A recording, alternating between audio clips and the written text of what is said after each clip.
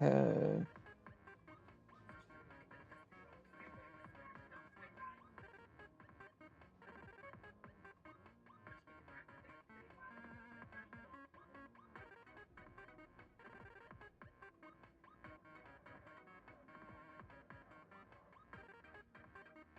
Okay, and then pull this up real quick. Why is this is what I need to pull up? Okay. And then we hope that this works and isn't buggy. Hooray, life is good. Okay.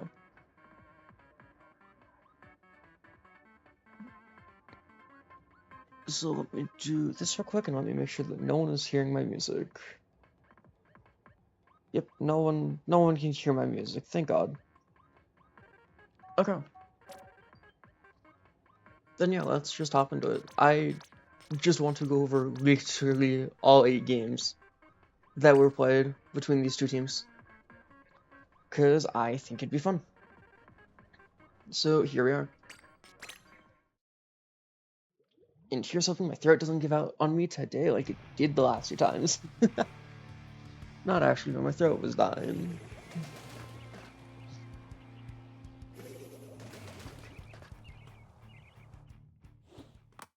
Anyways, I want to do something a wee bit different for this one compared to the other 2 times that I've streamed looking at these, because I just want to talk about comp shenanigans, because I remember people like losing their mind that this comp didn't have cooler and that it was cool to watch just because they didn't.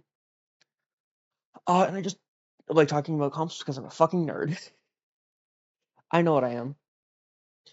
Uh, I want to first start with the leader comp. I will preface this by saying I am a bias as all hell against E-leader. I have takes E-leader. I'm not a fan of the weapon in the slightest. Um, like the comp in and of itself is fine. It's playing around the chip a lot. Honestly, the biggest issue I have with the comp is you aren't like playing into leader strength as much as I'd like you to. Because like this comp is really good if you replace the leader. Like literally, let's say you replace the leader with like Winter Rapid, right? Suddenly you have a lot of chip to just throw at people. It also gives cooler because people care about it. You could literally throw in any blaster or any chip option. Like it fits the comp a lot more to just fully lean into the chip. In my eyes, while yes, I hate leader, it wants to play around a lot of skirmishy weapons. Like, if you can add skirmishy weapons that also can have a mist, it makes sense. So, like, let's say you traded this splash for, like, whatever the fuck the name for the new splash is. The one with mist. Because that works because you can miss places for the leader, you can skirmish by yourself. Or if you trade, like, this bucket, for example, for, like, umbrella. Because umbrella and bucket actually have, like, really fucking similar, frame data. Or not frame data, just data period. Like, if I didn't know better and if it wasn't for the shielding mechanic, you literally could convince me that they are the exact same weapon. And then you can leave S-Blast. But, like, on the side of the leader comp, it just doesn't actually give the leader anything leader in particular wants. Like, if you're gonna play a weapon like E-leader, which demands a lot from the comp, you better give it the comp to back it up. And then talking about this comp is kind of fine to plain. I like a lot of it, I just don't like the mini in this comp, funnily enough. Like, I get the idea of mini, it gives you cooler, it gives you a lot of things to work around. Like, this is a really good chip option, this is a really good chip option, this is a really good chip option, and then mini is just kind of here in the background. Like, if you want a fighting chip weapon, you could do Reflux, you could do Swig. There's a few weapons you could do. You could add a second Splash, I'd agree with that. Like, hell, if you ran V-Mini, I actually like it a lot more. Because it just kind of feels like running Mist and Bubble for the sake of Mist and Bubble. Obviously, I know there's something else to it. I don't know what reason they're wanting to use it, but like oh well, I can really only critique what I can and what I can see. But yeah, that was like what 5 minutes going over this. I'll actually go over the game since that's what people care about.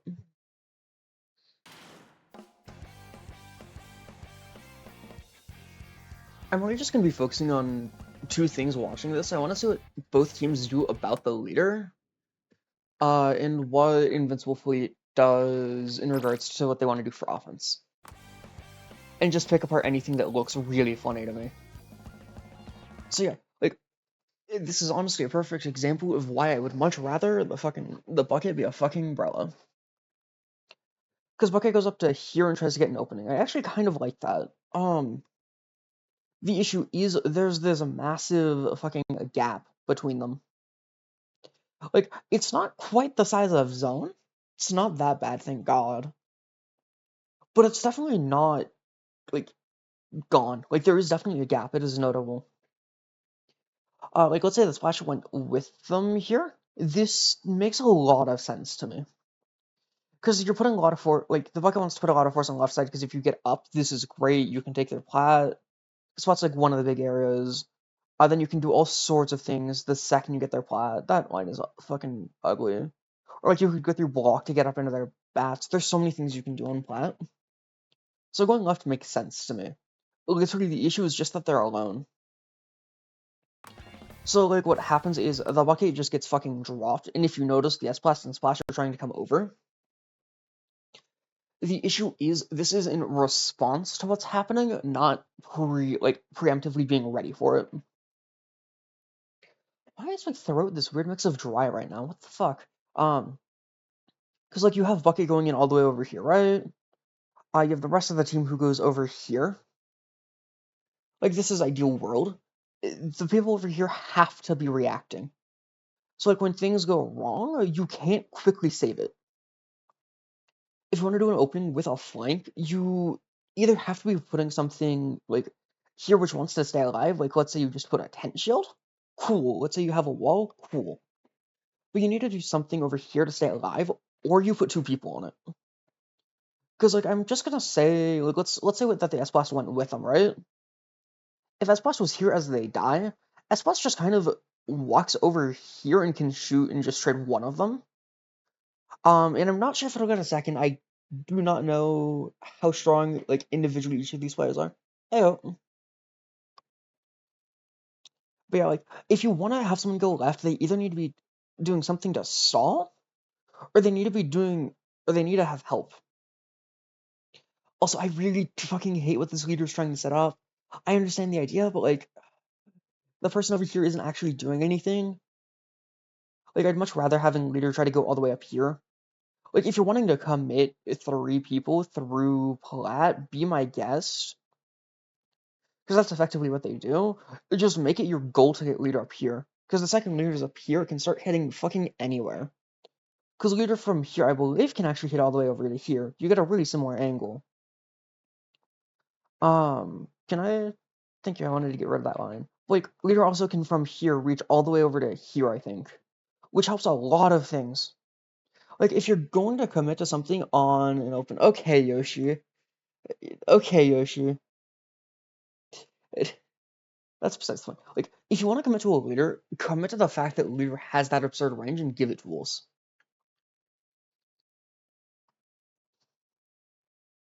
Like, I'll let this play out, but kind of just what ends up happening is this really weird mess. Because you have Bucket who goes over here, and yes, they trade out. But your S-Blast, who wanted to go over to help, gets fucking caught up in the splash, wait, by the enemy splash. And I have no idea what this splash is doing over here. Like, this opening is really, really fucking weird. Because leaders effectively killed themselves. Like, if you want to know how you fight leader and how I view leader and why I don't like it, you get a shot every second and a half. If you hit every shot, great. If you don't, you're not gonna have players to fight. Like, E-leader's a massive commitment. It's why I like stalling and skirmishy weapons with it. I literally was talking about that earlier, Yoshi. You just showed up late. Like, this entire opening is just kind of scuffed because what ends up needing to happen is, like, I'm gonna back up a little bit. Because, like, they just send 3 people over here. And again, I get the idea, but it's not actually committed to. Because it feels like what happens is the fucking S-Blast gets antsy. Because, like, S-Blast is going top mid, that's fine. But it feels like the S-Blast, they see something happen, and if you notice, this line is not a line of, oh yeah, I'm wanting to, like, take top mid, I'm wanting to set it up for my leader or anything. Nah, this line is going in one direction. And it's just, it's why they die there. Because they feel like they have to bail their fucking bucket out. Like, opening stuff doesn't win or lose games on the spot, but it definitely helps a lot. And this is a moment where it's just actively harmful. And yeah, like, this ends up playing out, but what ends up happening is, because you're playing leader, this is a really weird fight. Because you kind of have a 1v3. Yes, I know this is one of the best leaders in the fucking world. I'm still gonna stand by it. Like, yes, in 5 seconds, if they hit every single shot, the entire enemy team is gonna die. The thing is, in 5 seconds, I can kill your splash and get all the way up in your face. Like, it's not that dry cut.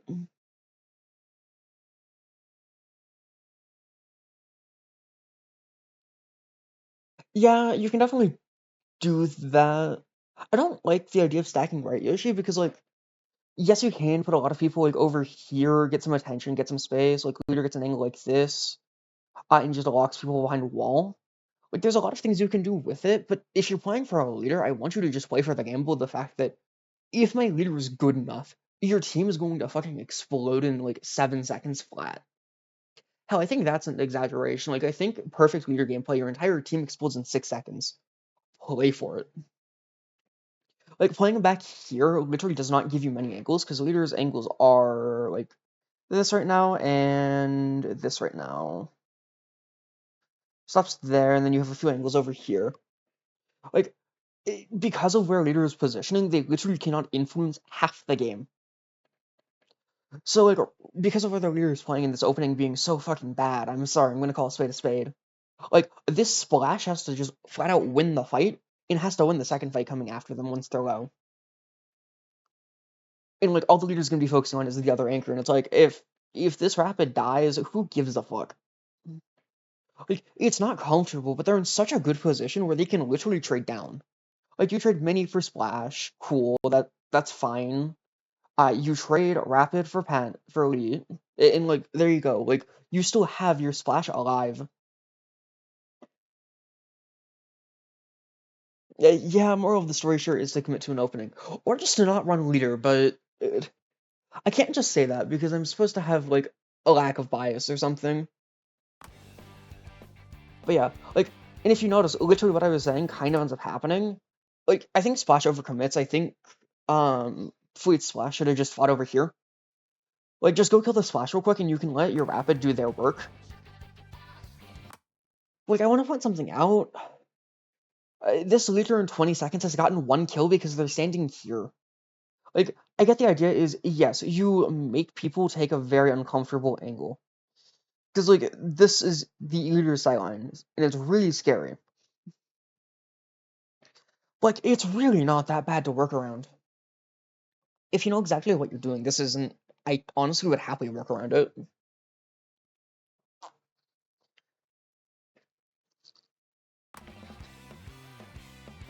Like, really the biggest issue that I'm seeing from, fucking Samurai Cat... wait, hold on. Oh, yeah. Like, the biggest issue that I'm actually seeing from Samurai Cat is, like, they aren't hard committing to just one spot. Because, like, I want to point this out. This is really what I hope happens. They need to just hard commit this side. Like, right now, the enemy team has made the fucking stupidest decision of we're gonna put ourselves in a spot where Leader's sightline literally traps us. Hold up, let me back up and change to a different color. I'm not doing yellow. Like, if these are Leader's, that's not its actual fucking sightline. Like, if Leader's sightline is this, like, because this is all that matters right now. Leader can literally watch this escape over here, right? And the enemy team has so far committed into this spot that it's so free. Like, if you go with the approach of, okay, let's just trade down real quick. It works very well. Like, you trade Mini and you trade your fucking, Dread. Like, you trade for theirs, right?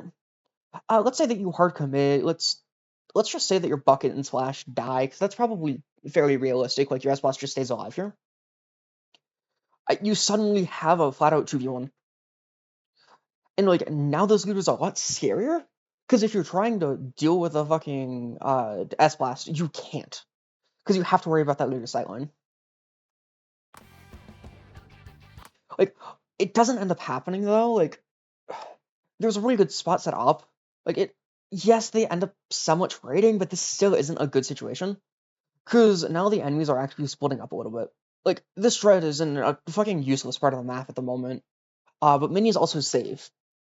Like, they didn't full commit to anything, so they just kind of traded Splash for Rapid. Which, if you want to argue, that's fine, because, like, that means Cooler doesn't come out for a while, sure.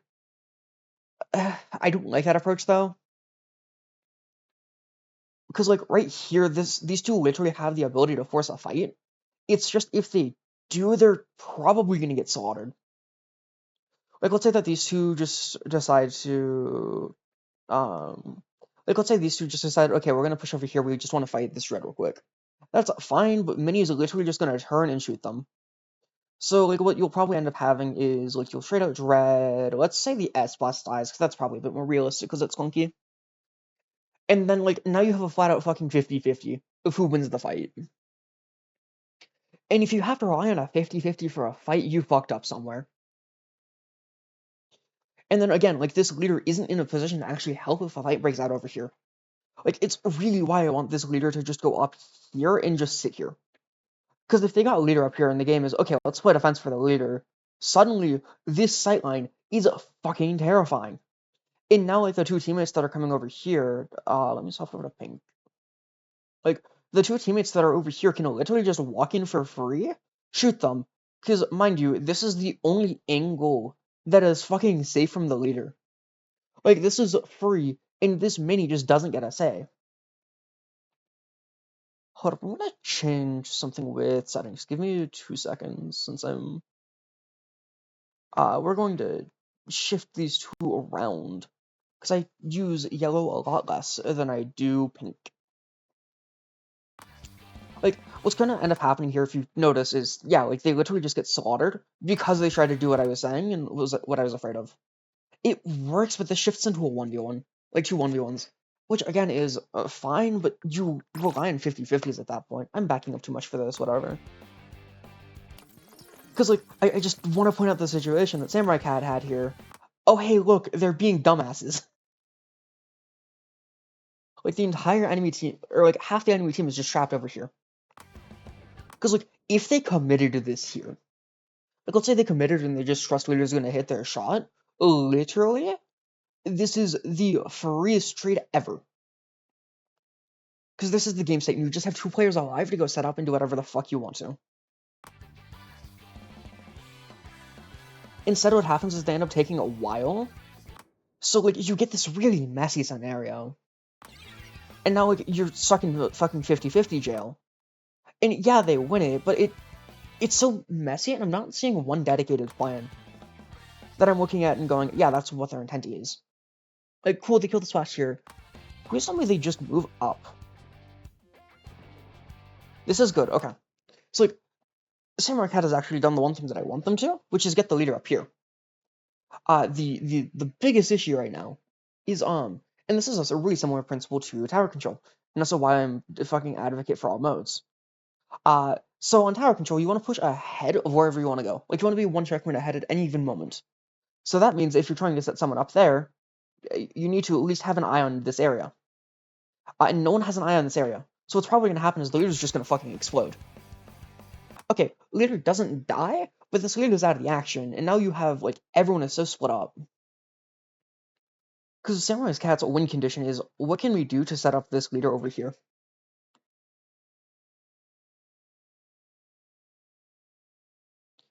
Okay, Yoshi, it's a fucking rule of thumb. 1 checkpoint ahead is a rule of thumb. Obviously, you want to be as far ahead as you can without leaving massive openings.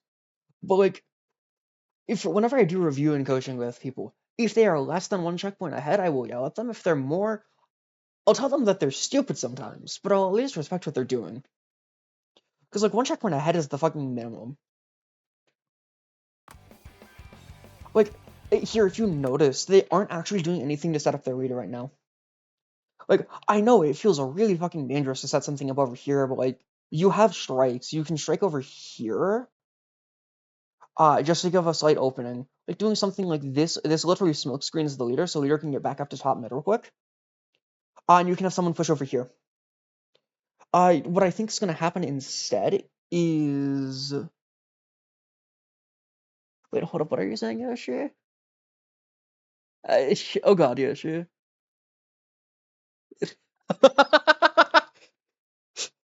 Okay, so it seems that some people do not go a checkpoint ahead of tower at a minimum. Okay. Anyways, like, what's probably gonna end up happening here instead is they're gonna be trying to set up a crab over here, which, if they do that, that's honestly fine. I just don't like it as much because you could have done this a lot earlier. Because, like, all the fights that were happening and breaking out over here, if they take that earlier, it leads to a much easier time getting set up over here. Because if you can get set up somewhere in, like, this general area, it makes your life easy, because, again, your win condition is getting your leader up here. And, like, again, here's the big issue. This isn't being pushed. Like, you have the ability to push up, but you're just kind of letting the Rapid get into range. Like, they're just kind of letting Rapid into range for free, and nothing's actually happening here. Like, if you notice, it's just a painting game. But, like, the big issue, hold up, let me actually back up a few seconds to not be drawing on users. Yeah, like, I just want to point out what's happening. This space is just kind of being given up for free by both teams. And, like, the issue is, this isn't a lot of space to actually work with. Because from here, you can literally just kind of go, okay, we're going to set up a crab over here, which is totally safe. And Crab's sightline clears, like, everything up to here. Like, this space is fine. Like, this entire area is fine, but you need to be pushing up further than it. Because if you don't, you're just going to get specials on the zone for free. Like, literally, if you can get this area up here and you can do it safely, it makes your life really, really easy. Because instead of having a crab that's going to be set up, like, over here, like, instead of them being able to set up a crab over here, they have to set it up, like, over here. And they're only going to clear out to here. And you can back up, and then you can hold this area over here. Like, you want to hold ahead of what you actually want, because when you're doing that, you back up to the area you want. So, like, here, let me swap back to blue real quick, just to explain. A little better. Like, this is the area you obviously want. Zone is what wins you the game, right? Let's swap over to pink real quick. So because you want that, this is the area you actually want to hold, right? Because this doesn't let them in the zone for free. So you want to take the area ahead of it. I can't do fucking yellow. This is a crime. So you want to actually be taking up here. Because what's going to end up happening is, like, let's say you take this area, right? You take this area and it doesn't work. That's fine. Hold on, where's the eraser tool? There's the eraser tool. Like, you push up to this area, they have to take it back with specials. That's fine. Because remember, this is the area you actually want to hold and be holding in. And this is the area you need to hold.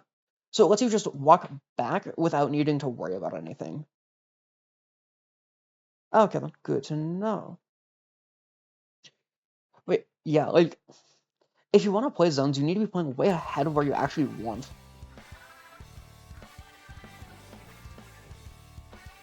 Like, SWS ends up getting in here, yeah? Like, SWS is the one player that's actually holding this area. Oh, hold on, let me grab my charger real quick.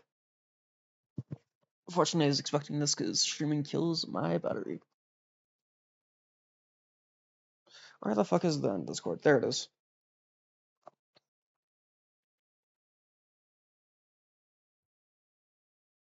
Okay, Yoshi.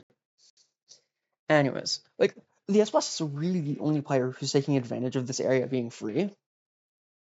And what's gonna end up happening is you're gonna let the fucking leader get up here for free, effectively for free to work with it. And, like, if you notice, they're holding this area, so when things are coming down, they have to fight them in this line instead of directly on zone, which again is fine. Just make your life easier and take up here, though. Like, yes, taking all the way up here adds a risk. Yes, you're on the risk of dying. But like, that's kind of the fun of any competition. You have to take risks to actually win the game. If you're just trying to play risk-free, you're just gonna lose. Like, you can't gain anything new if you're trying to do the same shit that you've been doing.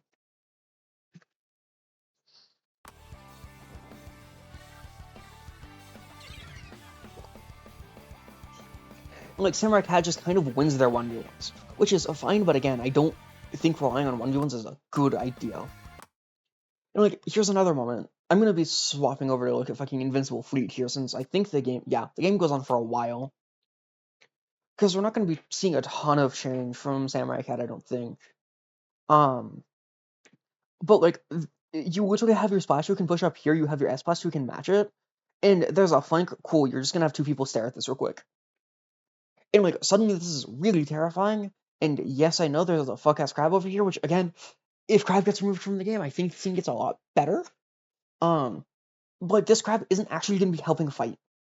Yes, it's gonna be scary, but if the S splash goes up here, they can't safely do anything. Like, if you're really worried about something, really worried about people coming in, you would just have the bucket go and fight the mini, because this is a really good fight for the bucket. Again, you have S-Blast and Splash push up to here. Crab just kind of becomes a non-factor. Dread's probably gonna die after, and you just have your leader fucking snipe this shit. Because leader can just hit on the plat. And like, instead what happens is they decide they're gonna sit back, so you have leader fucking die. You have your S-Blast die. Your Splash is in no man's land right now. And your bucket's about to explode in a few frames. Like, literally what ended up happening there is they took so long and they just gave the enemy team all the 1v1s they wanted. Good song from the Splash. Holy shit! Why are you chasing this fight? What the fuck? Okay, no. What the fuck? Sorry, it should be obvious why this is so bad, but I really do want to explain, because, like, this is such a bad fight. I don't know why the top two teams, like, entertain this. Like, going over here from the Splash is really, really good. Because what this does is it draws people into, like, this area. And this area is fucking Narnia. Like, if you're over here, you're not actually doing anything. And what's really dangerous is any respawn can come in for free, and they can either fight or just go through to your plat. Like, in taking this a fight, I'm gonna wait till they start moving back. Yeah, they only start moving back now. And you jump there? What? Okay. Like, But the entirety of Fleet is trapped in this little box. And this makes life so easy if the goal is, okay, if the SWS just comes in with the goal of, I don't care about living or dying right now, because we're going to be entering in a roughly neutral state here in a second. If SWS just said, fuck this, just goes over here and just says, we're just going to go trade someone, this is terrifying. Because now suddenly leader is going to be set up somewhere over here, and you're not going to know where. Or for all you know, leader is going to be going over here. You don't know where the bucket's going to be. And suddenly you're just down a player. Because, like, your splash is dead. Let's say the splash just goes in and kamikazes. Let's just say kamikaze is the dread. Like, you suddenly now have a really terrifying fight of, you need to fight this bucket, and you don't know where the fuck the leader is. Like, again, if you want to play a leader comp, play into the fact that you have a fucking leader, please. Okay, and I want to look at New Fleet because I want to see if they do anything different, considering how hyped up they get. Okay, so like, actually I want to point out this play, which is happening from the fucking mini, and I like it, just miss-spamming the entirety of plat. I still do wish they would just push up to here, because this is what I will always advocate for, but they're effectively making it so this area is, like, annoying as all fuck to be in. They're not actively contesting or threatening it, like, the only player doing that is Rapid, and mind you, the Rapid is kind of just putting themselves at risk. But I like these misses a lot because it slows the pace of the game down. The thing is, I don't think you want to slow the pace of the game down versus a leader. Because if you're trying to slow the pace down, leader's just going to sit somewhere and snipe you.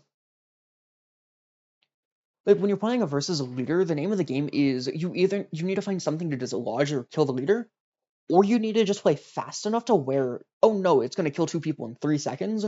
In those 3 seconds, we're going to kill everything else. Because again, 30 seconds is a lot of time in this game. Like, I think the average kill time in this game is probably some odd 30 or 40 frames. So in 3 seconds, in 3 seconds you can get 3 kills. Per weapon, assuming average kill time is fucking 40 frames. Like, that's how many kills you can average. Why is there this wall of text? Ah, I don't know if I'd say Toxic Mist is like Trick Room, but I can see the vision. Like, what Mist does instead is, like, I think in this case, yes, that is effectively what's happening, because it's slowing down the pace of the game on both sides, but it doesn't have to. Because, like, if you missed this side, the enemy team is just slower coming in, so the only threat you actually have to worry about is leader. The issue is they aren't, like, actively taking this space with it. Because, like, let's say you take this space with it, right? This just slows, like, I'm just gonna underline the weapons that would be realistically slowed. Like, you slow the bucket, you slow the splash, and you slow the S-Blast. This thing literally doesn't care because its range is, okay, I'm gonna sit here, and if you mess up, I can snipe you from, like, fucking here. Like, you can slow down pretty much all the front lines and take advantage of it. Like, in this case, it's just slowing everything down.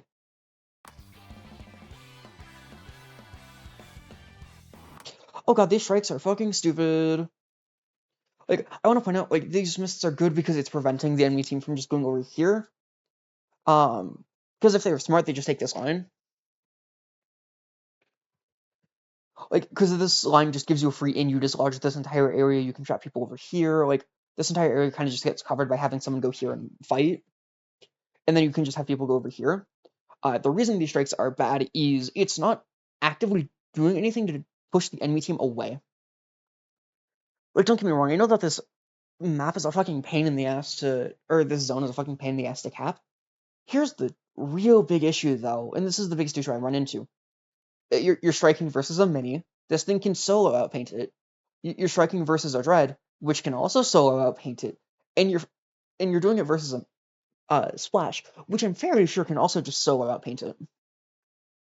Like, these strikes literally are a half a second distraction, and if the enemy team realizes, oh wait, all they're doing is they're dropping here in the most predictable spot, all they need to do is go, oh, we're just going to go over here and we're just going to fight here. Because, like, you do that, you have the rapid turnaround, and then you just have the dread push up over here. And, like, suddenly, these strikes, which, like, aren't really doing anything, if you drop with these strikes, it's a death sentence. But if you let the strikes be, you just wasted a special. Like, these specials really do nothing if the enemy team is just willing to fight. Like, if you notice, that's kind of what ends up happening, is, like, Bucket drops over here. They do end up pushing right side, which is really good, but, like, the only reason this should work for Samurai Cat is this snipe on the leader. Like, the snipe on leader is really good because it relieves all of the pressure on this side. Because if you remember, I was talking about the splash coming in from over here being a massive threat. You can't do that because leader's sightline locks this down. So now all that the rest of their team has to focus on is over here. I'm still gonna call these strikes stupid. But, like, they end up working. The big issue here is, like, they put action on the zone, and then they don't. Hi, Jamie. Like, kind of what ends up happening is there now is this massive mess that's just happening around zone. This is good. They just need to do something to help their bucket out. Because their bucket on the left here is just kind of putting in God's work. Like, Splash needs to come in over here, and same with S-Splash quickly. The issue is, again, these fuck-ass crabs. I unironically think if crab lasted for a few seconds, if it lasted 7 seconds compared to 8 seconds, it'd be a lot better to work with. Because if this thing was expiring now, they could just go help with the fight. Like, what ends up happening is it's just this really big mess that's happening around. Like, S-Plus gets in to get a free fight, but this really shouldn't be happening. It's because both sides are playing equally slow, and, like, neither side really wants to say, this is what we're gonna be doing, fuck you, deal with it.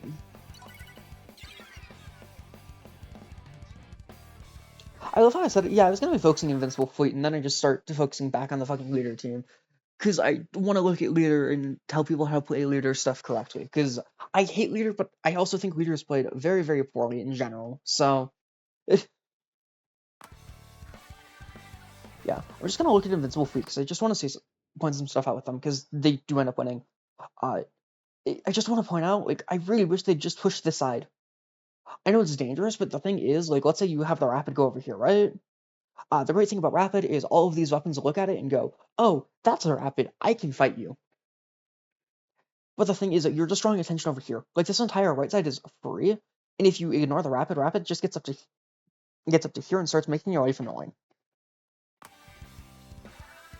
But, like, what happens instead is they all just kind of focus on taking this space. Like, the issue with this is you're trying to take this space, but the leader is going to be a menace over here. Like, they're not doing anything to actively prevent this leader from getting set up. Because right now, this leader's in a spot where they can start taking pot shots on plat. Like, if I was in Invincible's fleet, if I was in fleets, like, if I was flying on their team, I would be trying to go over here by now. And then I'd probably be trying to have Dread, like, flank on respawn. Yes, this is really disconnected. Yes, this adds a lot of risk because you're effectively saying someone's gonna fucking die. The thing is, if one of these sides gets ignored, that makes life a lot easier. And let's say that, like, both of these weapons just decide they're gonna fight over here, and they just get dragged into 1v1s, right? This is still fine, though, because you just have 2 people go through mid. Like, you can simplify the game down to just having a lot of 1v1s, and I know that I was dogging on 1v1s. The thing is, I hate 1v1s when it's not a 1v1 of your choice, because when you're choosing when the 1v1 happens and where it happens and versus who, it makes your life a lot easier because you just kind of get to shoot them. Oh, my music decided it was going to kill itself. Okay. I understand music. I would do the same watching this gameplay.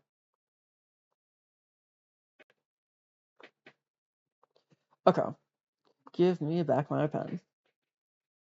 But yeah, like, on their end, Invincible Fleet, because Invincible Fleet loses this game, the issue is they aren't, like, they're so focused on taking the quote-unquote traditional path in. Because this is the traditional space in. You want to just go through here, you want to just shore up zone, you want to make sure they can't take it on their end. They're so focused on trying to do that they're just ignoring the opportunities on the sides of the map. Because this mini's been sitting here for a bit. Mini can just drop a right and just draw so much attention. And the second it starts doing that, it opens up everyone else. Like, if you notice, literally what I was saying, like, they're so focused on just taking this area and playing it so traditional, and the only reason it's working is because the enemy team is playing into it. Like, Splash gets caught and missed. And, like, I want to point out this flank. This flank is really good. The issue is, you're trying to push 2 sides of the map at once. like it's fine, but you like because of earlier actions, because it was made pretty clear. Okay, everyone's going over here. Because like Rapid's going over here, Splash would be calling. Okay, people are going over here. So what's gonna happen is this side's gonna get shored up. So like let's say the Splash gets the flank and it's successful, right? Uh, because of so much pressure going on over here, pretty much both of them are gonna die. Let's just say best case scenario. You just nuke the S Blast because I think the S Blast is a lot scarier to fight. Because realistically, both of them shouldn't die. Leader just kind of runs away and Bucket goes and fights the Splash. Because the Splash is taking a play which is going to take like 1, 2. They're only able to actually fight after 2 seconds. And 2 seconds is a fucking lot of time in this game. Because this fight's going to be over in half a second. If this Ass Blast, if this Ass Blast just goes in and kills both of them and doubles back to that Splash, Splash is going to die before it can even kill Leader. In this case, what ends up happening is like this Bucket is being a fucking dumbass and leaving the Bucket's being dumbass and leaving their S Blast to fight alone. Because if Bucket just goes in over here, they just fucking die. Like this Bucket is so afraid to just take this fight. Because if they take the fight, I know for a fact this thing was low. This thing was probably also low to some extent. Like Bucket just had to go in and take the fight. Like this is not a different game. There is no such thing as fucking honor in this game. And if you're worried about playing honorable in this game, I'd say that you're playing the damn wrong game. Like, if you see the chance to take an unfair fight, go force that unfair fight. Please do not, like, don't try to do anything which is honorable. Like, again, if this Bucket just sends the fight, this becomes so much easier. Like, the only reason that this push is probably going to work for Invincible Fleet, I'm going to put the graph and see if it does.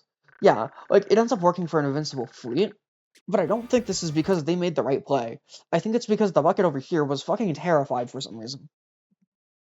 Like, Bucket literally just goes and stands here. Yes, one of them are probably going to die. But, like, you're in a position where you're winning. Like, this is something I always like to bring up because a lot of people, like, overthink some of this. Like, pretty much no matter what role you're playing, the expectation is for you to get 1 kill at any given time.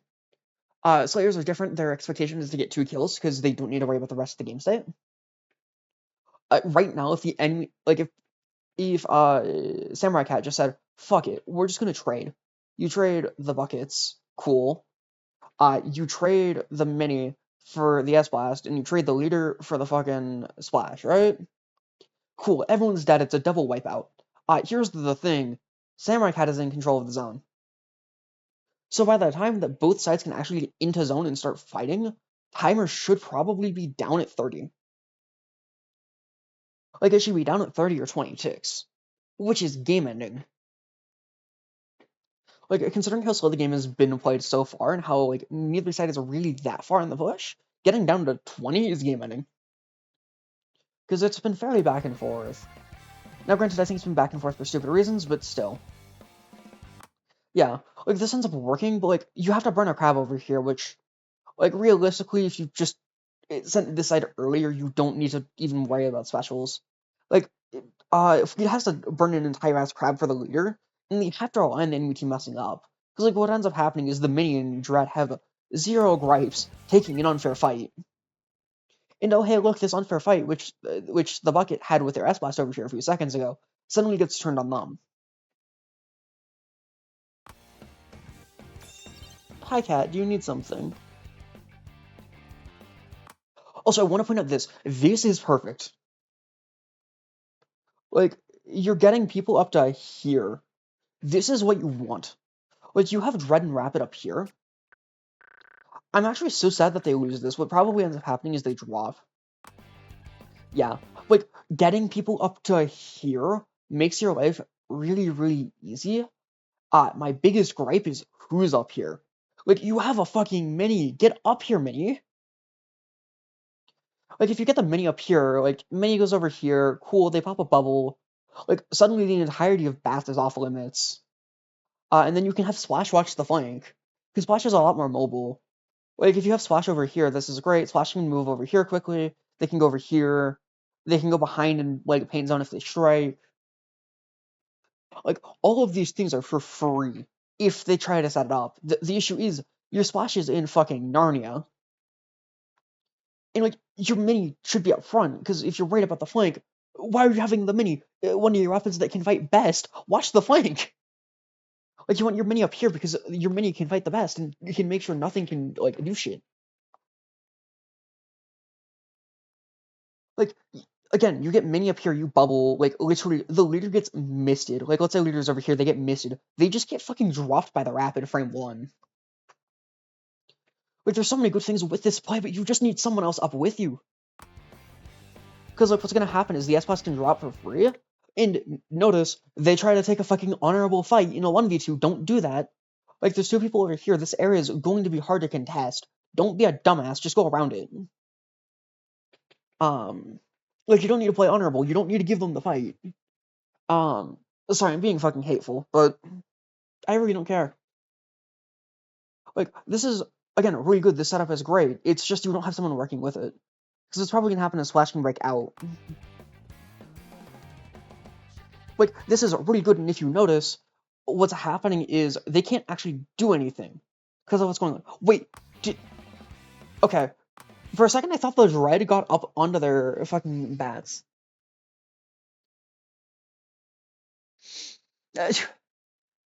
See, I haven't heard anyone bring that up either, but the way that people fight is like you're trying to fight for your fucking honor, right? There's no such thing in this game. Like, but I just want to point out, like, what's happening up here is really good. It's just, like, now your Rapids in Narnia. And, like, now what's really bad is you're split. Like, these two players are a good second away from each other. And that matters because what they can do is Splash just drops over here, because Dread does not like fighting that. Splash literally just kills it faster. And now you have your leader just take a pot shot on the Splash. And, like, because you're rapid backed out, which was a key part of your hold, mind you, like, you literally just go 2 players down. And suddenly you're going to be having respawn, like, the enemy team's respawns faster.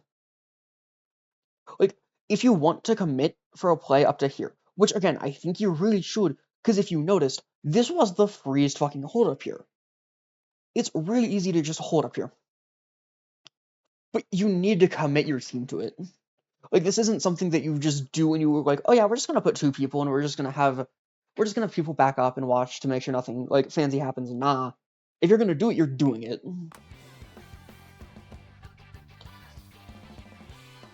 And, like, I'm gonna point out, because, like, I'm pulling up the graph, yeah. Like, their push goes on for a little bit more. Not much, because it's from here, so they just about are getting, yeah, like, they get about 10 points. Like, they get 15 ticks, like, that's how long it goes, so it's for, like, 8 seconds. Like, 8 or 9 seconds. Like, no one's on here anymore, and now the Rapid's trying to go up because they realized, oh wait, we had a Dread up here? And I don't know if the Dread called that they were jumping back. Because, yeah, like, I'm gonna pull up the graph. Please tell me the Rapid fucking dies. Good, thank you. Like, they push up, except it's a little too late, and now you have this massive gap. Like, this is a gap of zone, which is a massive issue. No, the Rapid just backed off. Like, the Rapid just was afraid of something. I don't know what they were afraid of. They were just kind of afraid of something.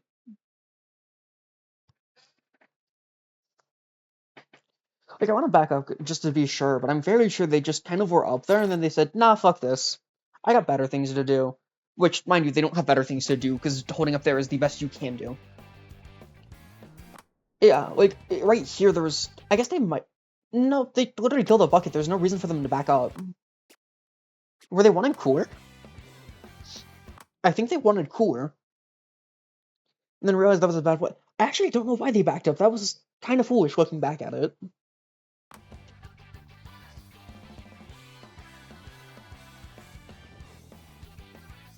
Like, literally what happens is now fucking Fleet is so spread out. Like, I'm just gonna draw a box like the size of Zone, and like all of them are a fucking zone away from each other. It's insane. Because like when you're playing this far spread out, you just give the enemy team clearance to just 1v1 you. And like rapid jumps, sure, but like look now, like this entire left side's free. Because they're so spread out, and this right side's free. Like, because they push up to here, and then they decided they were gonna back out in the weirdest fashion, they just opened up both lines. And like, now these strikes are fucking game ending. Like, I like these strikes a lot from Samurai Cat, because they're taking advantage of the fact that, like, oh shit, the enemy team is spread out because they're being dumbasses. And you're keeping them split. You're keeping them split. Because, like, if the strike doesn't happen, this Dread can move in for free. Like, a Dread could literally just move up through here or move all the way over and bail their splash out of jail. But, like, these strikes literally let them go from here. By the time strikes are over, they can just go over here. And now your bucket can just go dive over here. And if this bubble, like, ends up getting broken to strike, your leader can just shoot them. Like, Fleet messed up so hard that they just gave the freeze in. Yeah, like, literally, leader hits the shot before bubble even goes up. So you just fucking explode. The person over here explodes because the Dread couldn't help. And now the Dread is just fucking lost.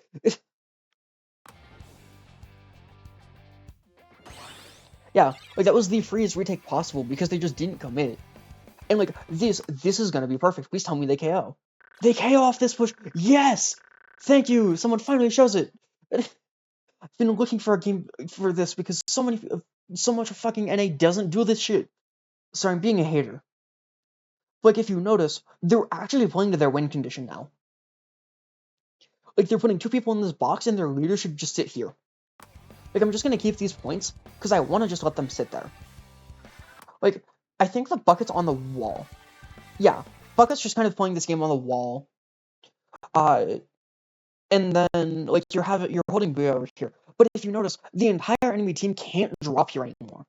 Like, they have to worry about the bucket, they have to worry about the Booyah. But again, mind you, leaders' lines look something like this. Like, you can't drop there. And leader controls the entire left side of here. Like, this is so free. I'm redrawing this box, because again, this is where they need to be holding. Because what's probably going to end up happening, because I just put up the graph, because their push stagnates for a second, because like the enemy team half gaps zone, right? I bet you, just knowing game knowledge, they're going to back out of here, and probably 10 seconds later is when zone's going to get half capped. But I'm just going to let this play out for a bit. Also, I'm going to critique the splash. Get off of your fucking leader. Go forward. Go do something. Go be a part of a functioning, like, go help society. Go do something.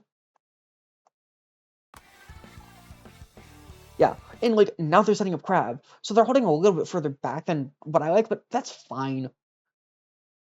Like, it's all just personal taste on my end. Like, look at this shit. You have a leader who can watch this entire right side. You have Crab who can watch the left side. So this plat is literally on step. Like, you can't step onto this plat without a very high risk of just dying. And if you notice, the enemy team plays around that. Like, they literally just kind of give it up. And now you just have the S-Boss over here who can just kill these 2 for free. Like, I don't know if it happens, but this is such a strong hold. Also, I'm pulling up the graph. Yeah, like, look. When they fully back off of plat, because this crab was the last one actually holding, about 10 seconds after is when everything starts to go downhill. Because, like, what ends up happening is this left side of plat gets abandoned because splash backs up to here. Which, I get you want to stay alive. I have takes. But, like, they let them in on the left side for free, and now this right side's opened. Because, like, what happened was there was someone over here, and they decided they were going to back off. So now they just have to take this line, and it's a free in. So the only player who can realistically stay alive here is the leader. I think the thing is the splash just kind of skill diffs. Yeah. Because you have Dread just going, they just died a leader. This is a free snipe, because you're fucking reefing in front of a leader. The 2 people who were going over here literally just didn't respect that there was a splash over here. Because they should have known there was a splash over here and actually hunted for it. Because you need to make sure this doesn't happen. And now the splash can just kind of go back where leader hits a second shot and they just die. Yeah, like, okay, oh no, the horror, splash got the kill. Like, they kind of just come in and just fight for free. Like, literally just what ended up happening here is they just didn't, like, Fleet didn't deal with the splash that was over here. So this is the freest game for Samurai. And I'm just gonna fast forward, because there's literally nothing you can do at that point. Like, it's way too late.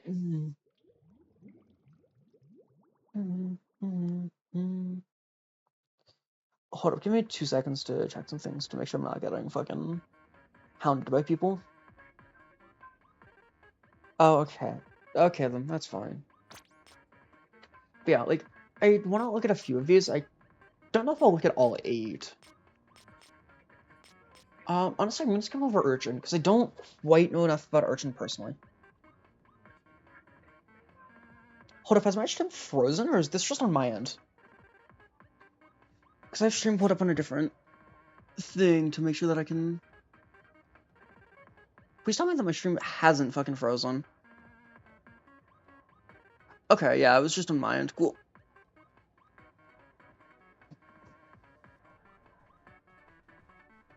Yeah, like, I'm gonna skip over the Archon game because I just don't quite know enough about it personally. But I'll look at Eeltail.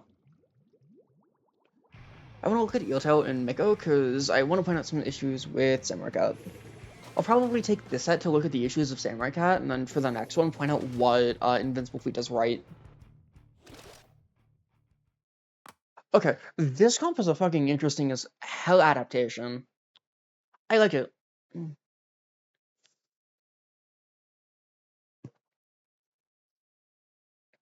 Like, the biggest issue that I have here is I don't think both teams need an NZAP. Because, like, as I was talking about, why is my pen disappearing? Give it back. Like, this NZAP isn't really going to be doing anything. Why is it giving me back my normal pen size? Fuck you. Like, this zap really isn't adding anything to the comp. And again, these are fine, but, like, this doesn't feel like a leader comp. This feels like a comp that you added a leader onto. I like it. I like the idea of this comp a lot.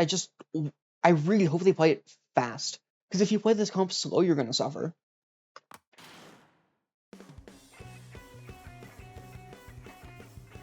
Yeah, this sounds about right, having both splashes, or not splashes, zaps play for a cooler.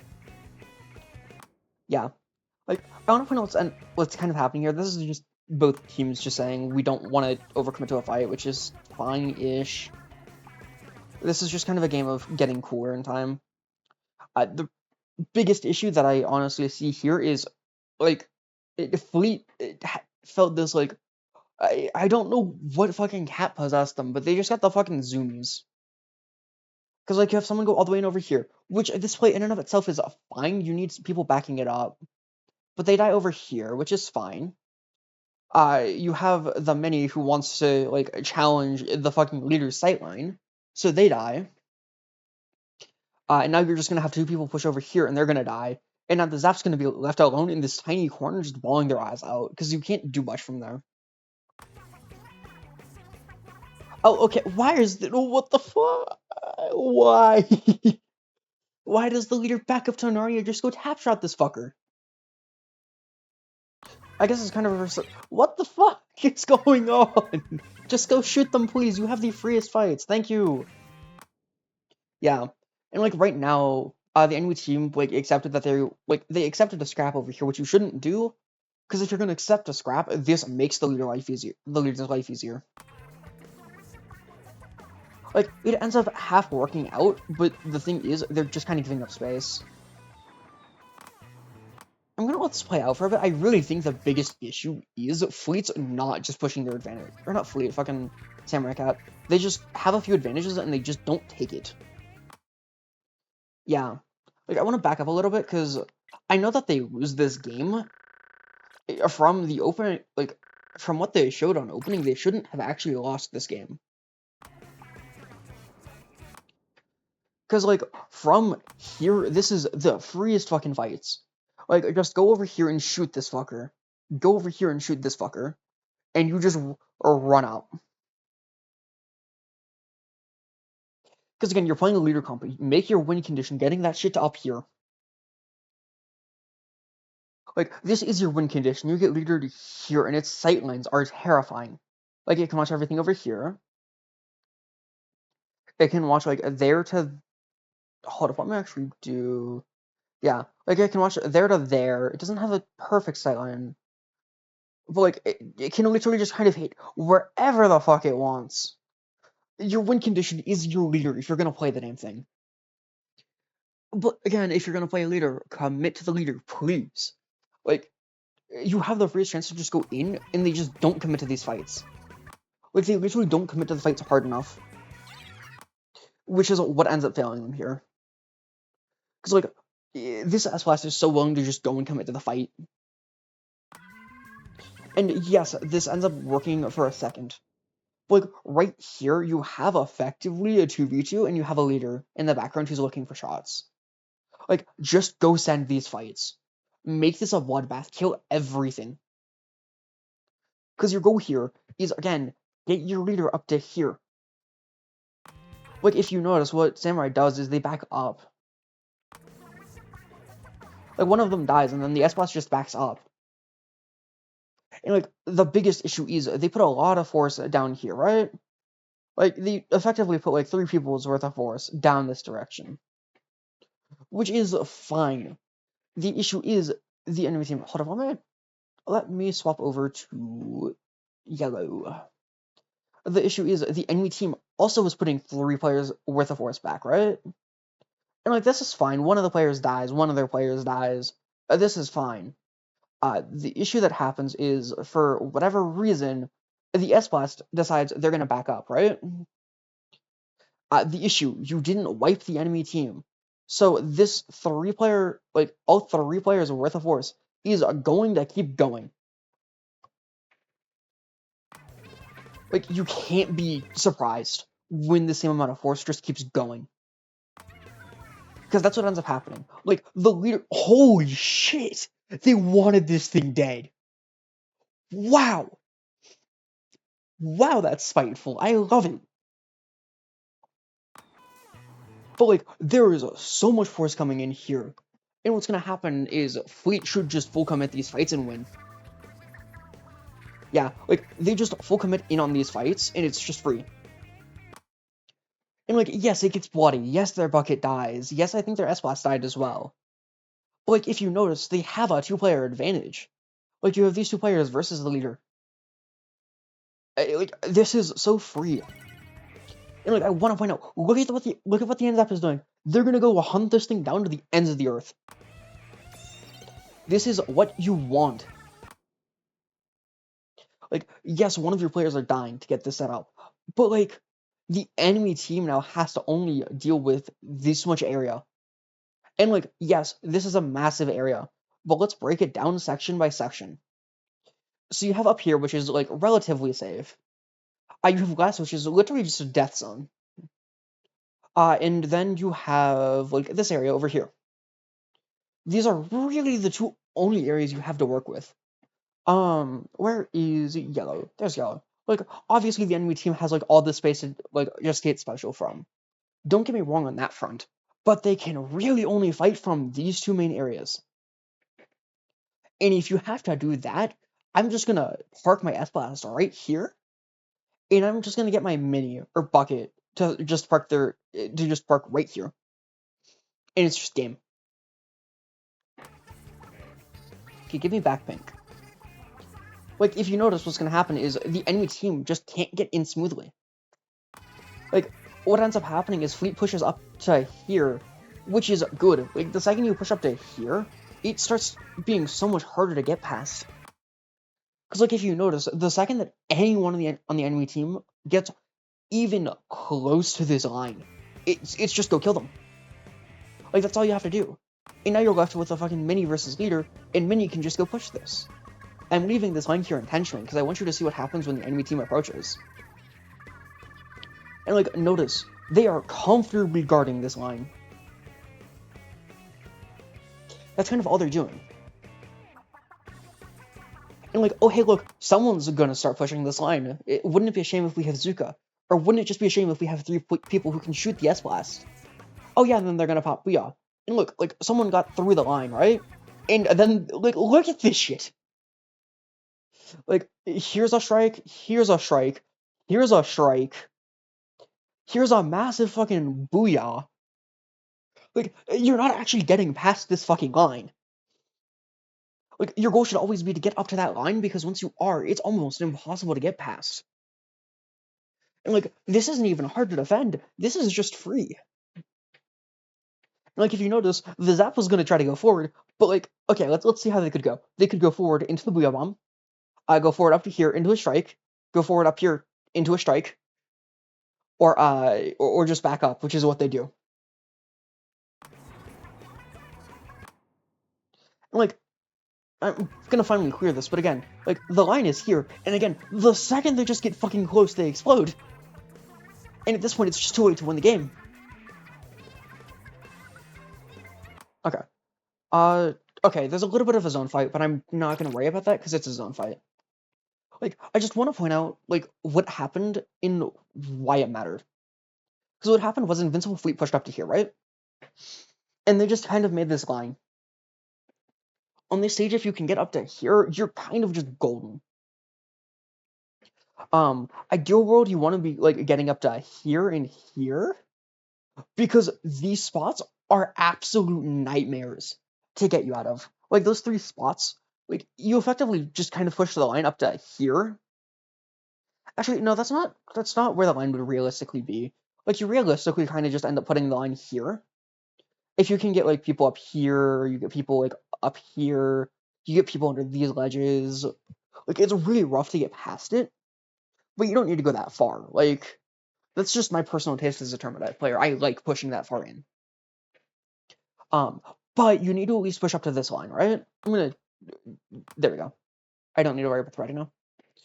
Because that art was bugging me. Like, the second you get this line, this stage gets so simplified. Because you only have to worry about, again, over here, and, like, over here. Which you can watch super easily. So I'm going to swap my color. I'm going to swap it to this nice blue. So let's say that Samurai Cat said, okay, we're going to push over here, and we're going to make this line, right? This line's a little bit more forward. But I just want to use this to point it out, something out. Okay. So they don't have to worry about this area and, like, this area, right? So, we're going to do something kind of fun. I'm going to do it after. But to my knowledge, leader's sitting here. Its sightline reaches all the way over here and all the way over here. And just kind of makes a line. Like, you can't safely push this area because of leader. And leader can certainly take pot shots up here. Like, leader alone makes it so the chance of the enemy team even getting close to this line is near 0. And then you can have, like, your Splash and Bucket in SWS just sit somewhere on the ridge with the leader to defend. But we're going to go over to Recon, because I just want to point this out. Because I will hate leader, but I want to see people play leader correctly if they're going to play it. Okay, where is... Thank you, maps and modes have updated.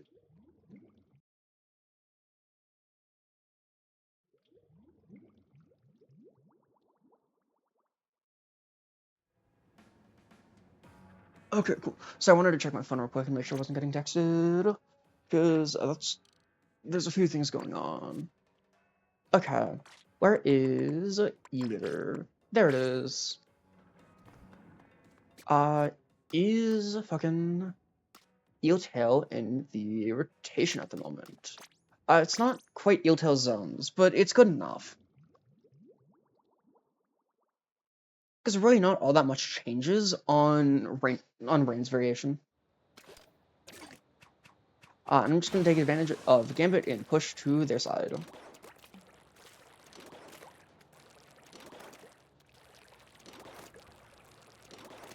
So, like, you get leader up here, right?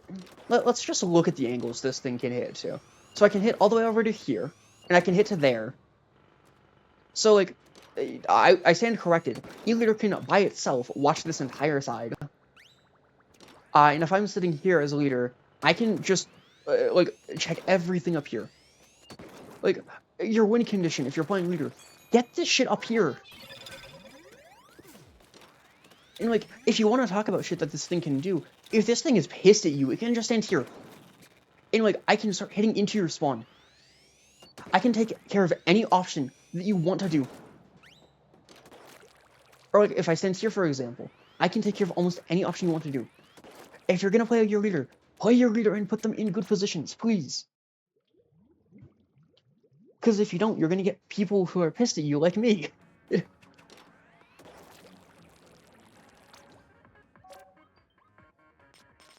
Okay, let's look at Miko. We'll hit both Mikos, actually. Damn, they really did just kind of lose this game on knockout again. I want to look at this game and see if they put the leader off again. Actually, let's just look at this one from overhead real quick and fast forward.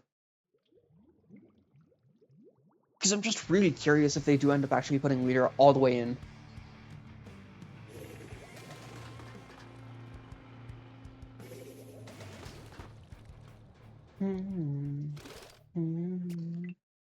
Oh wow, this is a full game. So I know that I could look at this entire thing. I don't want to in this case. Because I just want to pay attention to what the leader does. So I'm going to be nice and boring. Like, I want to point out, so like if you remember, I was talking about how you want to get your leader up to here. Right now, they literally have numbers to go push up here and get the leader up to here. That is the win condition. I want to see if they do it. Yeah. Like, in this case, they don't. So, like, what ends up happening is, if you notice, like, the enemy team can just from here strike out the leader. Or not strike, fucking Zook the leader. Because the leader isn't actually playing spots where it's like, this is an immediate threat, you do not get to play the fucking game. And it's just not taken advantage of. Let's skip to the next push that they get going.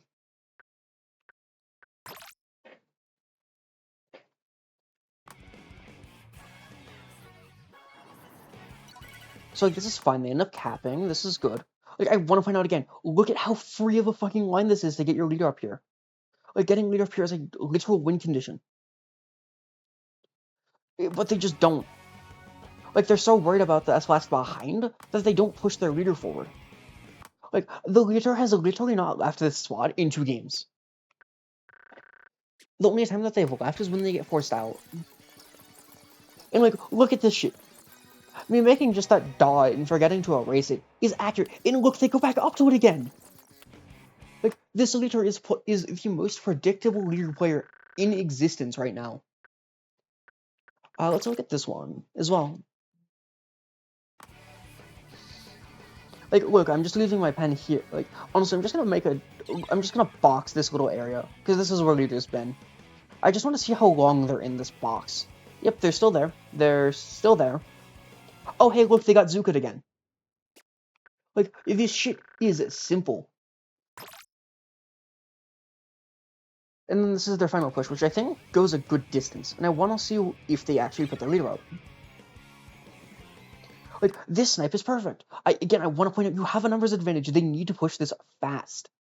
Like, they can put 3 people's force on this left side, and then just wrap around and nuke the mini. Like, they don't. Like, their leader is just going back to this spot again. So I'm gonna let this play out. But I just want to point out a really funny marker right here. That's a little Zuka icon. How much do you want to bet that the mini just gets another Zuka and Zooks the leader, and that's why the push fails? Because I think this is the leader's death marker. So we're about to see. But again, I'm just gonna leave that mark there. Because look, the leader is just sitting there. Like, they're sitting there when they're, like, the team's win condition is getting leader here. Like, I'm just gonna let this play out, because I just want to see what happens with the Zuka. Okay, Mini's almost at Zuka. Cool. Hey, look! The Mini Zuka's the leader again! And look, the leader almost dies again! Who would have guessed? Like, yes, they get leader, yes, yes, the push fails for other reasons and their retake fails. I don't care about that. They literally just had to push their leader up to here once.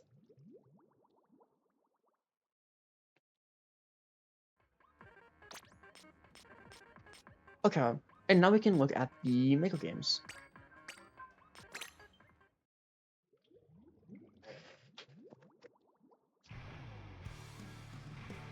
Where did I put my water? That's where I put my water.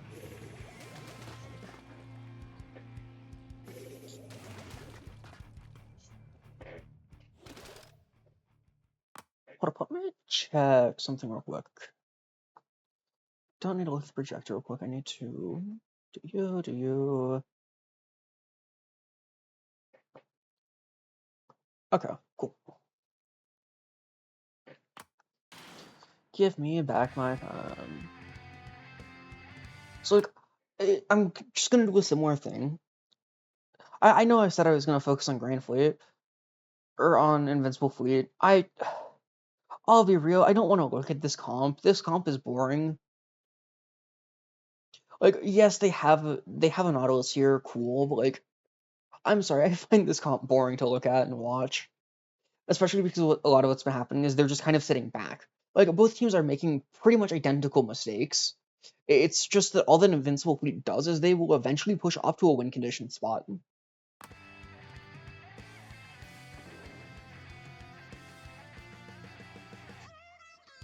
This opening stuff is just kind of slow. This is whatever. I do want to point out something with opening though. If you can, you want to never back up like behind. I don't need that second line. Like you never want to back up behind here, because when you do, you invite the enemy team to come up towards you in so many different and unique ways that you really don't want to fight. Like in backing up behind, let me grab yellow real quick.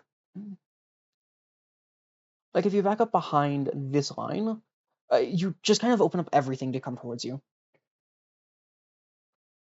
And like you really want to avoid this because this is really hard to deal with. Okay.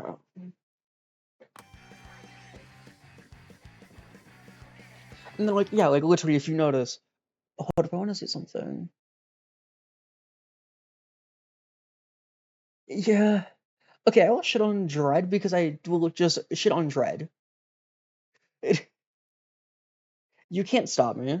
You're watching me. You know what you're coming to get. And for the record, I think Dread is fine. I just think Dread is typically played very poorly. But yeah, like I want to point out what happens because they ended up backing behind this line. The Nautilus was pushing in over here. They can't stop that. They pushed in over here. You have the fucking S Blast pushing in over here. Then you have the Zap pushing in over here. And now you just have the Dread sitting behind in the zone and capping. Okay, just because when you play it like closer to how it should be does not mean I'm not gonna shit on other players playing it wrong.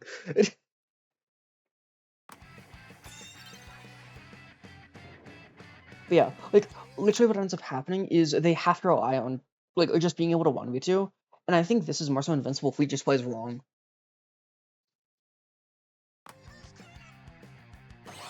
Like Invincible Fleet just kind of gave them what they wanted as soon as they backed up to here. Like they just didn't force the fights hard enough. And I guess I should clarify terminology by that. By forcing hard enough, I mean you are willing to just commit in and not care about living or dying.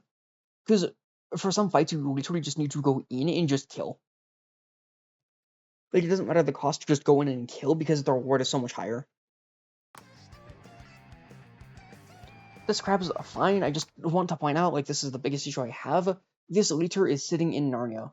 Why is my pen so fucking tiny? Why is it consistently changing size? What the hell? Whatever.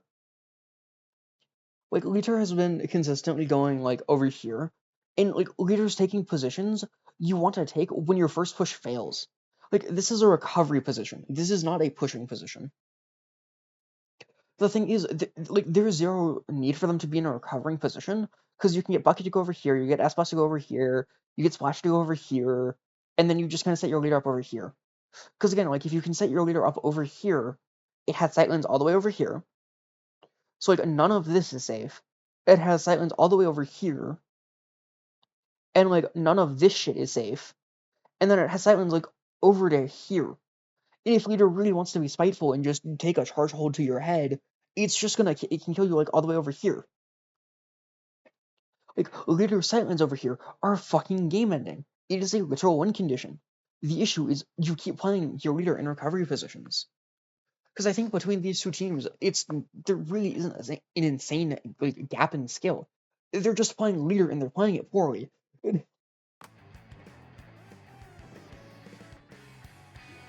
Like, yeah, like literally, you're playing in a recovery position, and because you're playing in a recovery position, you're letting them get up and force you into a spot you have to recover from. Like, they literally just let the S-Blast in for free. I think they knew it was there. But the leader is over here trying to fucking find a sharking player. The leader should be over here just shooting the people who are visible.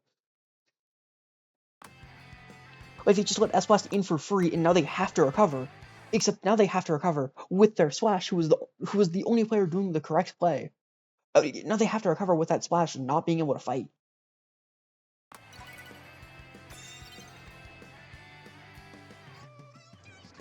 Yeah, like they effectively wipe because the leader wants to play in a position where they need to recover from. And like here again, this is kind of fine. I'm just gonna point out some stuff with lines. I'm not harping on it too much because I talked about them a lot yesterday and the day before. Wait, have I really been streaming fucking? Okay, wait, no, it wasn't yesterday. It was 2 days ago. For a second, I was about to panic because then I was like, wait, have I been streaming like 4 days in a row? No, I have not. Thank God. I like reviewing shit, but this shit is also draining sometimes. Like, I just want to point out some line stuff because there are two people over here. When there's two people in an area, you can push it. Just know it's heavily contested. There's also kind of two people over here, but they're split. Like literally, if you just push this area, like you just get your bucket and you just get your ass blast. And this area is kind of free to just take back for. It's just kind of free to take back. Like it's not hard to take it back because these two weapons have the ability to force people off of ledge, and if they both hit something, they just kind of explode. I also think the splash should be going over here, but I'm just gonna let the splash do whatever the fuck it wants to do. But like what happens instead is they hard focus over here, and what happens is the ends up can just kind of pushing for free. Because like if you want to look at fight stuff, I forgot who brought up the terms. It's between two people. Like right now, these two people are in a 1v1, these two people are in a 1v1. So effectively, like, if someone comes in, they have two fights for free. They literally just need to shoot at fucking training dummies. Like, all that. But this entire right side is so left open, it's just, again, you're playing with a fucking leader. Like, this is why I dislike leader. Because you can't play leader comps correctly. If you play leader comps correctly, I still don't like leader, but I will at least respect it. The issue is people play leader comps like this, where you try to play it traditional and they just have a leader attached to it, and you can't do that shit. Because like, if someone was over here to push this anyways, like let's say you replace this leader with a fucking bamboo, because I think that's a lot easier. You replace it with a squiffer if you want to keep a one shot. Like you just have the S blast and you have like that other charger drop the fucking Nautilus. This Nautilus is gonna die, and people can come in for free, paint zone, and turn around and just shoot these people. Like it simplifies the game down a lot if you're trying to play it more traditionally. Like if you're playing leader, you have to play around this leader, and they just aren't.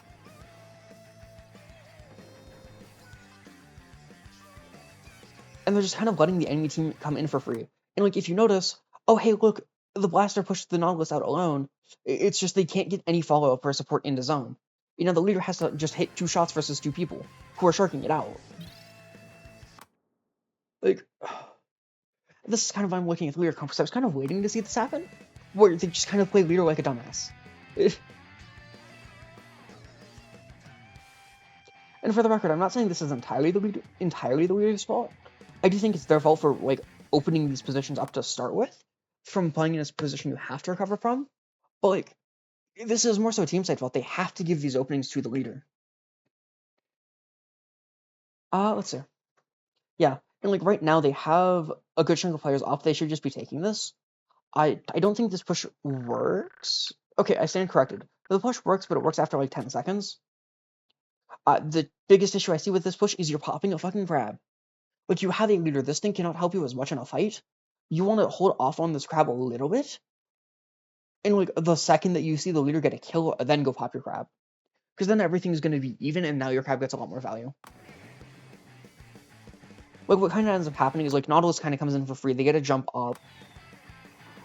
Like, this ends up working, but I would say this more so ends up working because the fucking S-Blast jumps up when they shouldn't have. Because if S-Blast just played this, like, if the enemy S-Blast just played this, like, standard and just walked up to the ledge and shot them, they don't get out of that for free. Damn, that leader hit a good shot on that. Like, but if you, like, I want to point out something when this is, like, when the retakes are working. The retakes are working when they get that first kill and then they work off of it.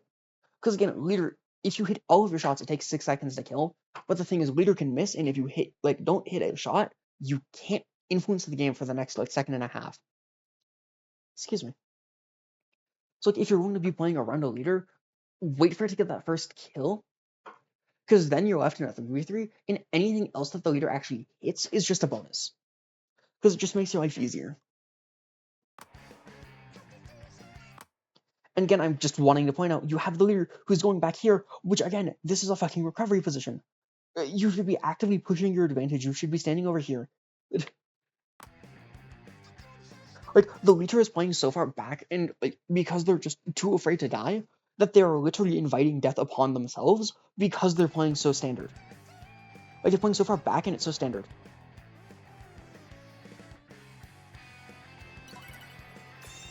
Like, this leader is kind of single-handedly losing them the game.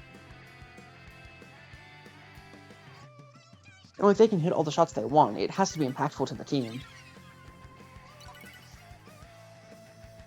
Like, yeah, and like a weird crab comes out. Like, this is fine. This is actually really good because the entire enemy team is messing up and going over here. I just don't know if they're going to take advantage of it. Yeah, like the bucket wants to, but then the SWS jumps out and like you're stuck in this fuck-ass crab, and then the bucket doesn't commit to it. Like, when you see people like line up like this, if you can get a like an advantageous position, in this case high ground, or like if you can be like over here sharking and they just don't know, you have an advantage because they again you aren't known. If you have an advantage and you see the enemy team just group up, take advantage of them and go take advantage of it and go fight them, go kill them. Leader hits a good shot, that's fine. But again, I just want to point out this leader is in a fucking recovery position. They aren't actively doing anything to further the push. They're just trying to do things to make sure that the push doesn't get worse. Like, the way that I would describe how this leader is playing is they're trying to not lose, not that they're trying to win. And it's a massive difference because if you're trying to not lose, you're not going to like do those big game-changing actions that win you those games.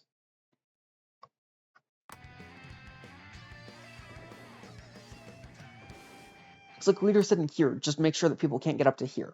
Like, this is keeping the game state the same. It's not making it better. And the leader literally has not left yet. And like, it ends up working, yes, but again, I would argue this is in spite of the leader, not because of the leader.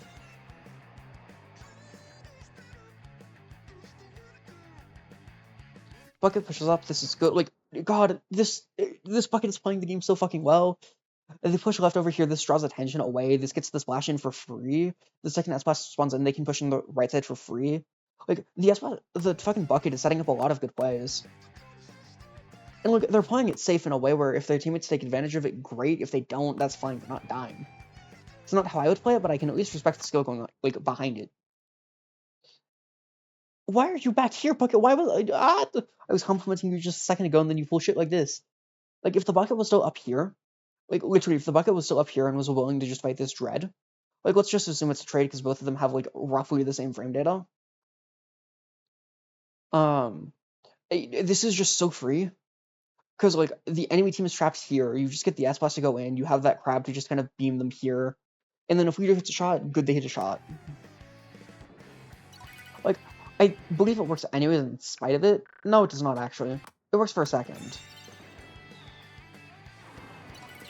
Yeah, like, it's so weird just looking at this, like, looking at this game. Like, I'm gonna, like, I'll finish doing a review of this game, and then I just kind of want to look at the other games without breaking everything down.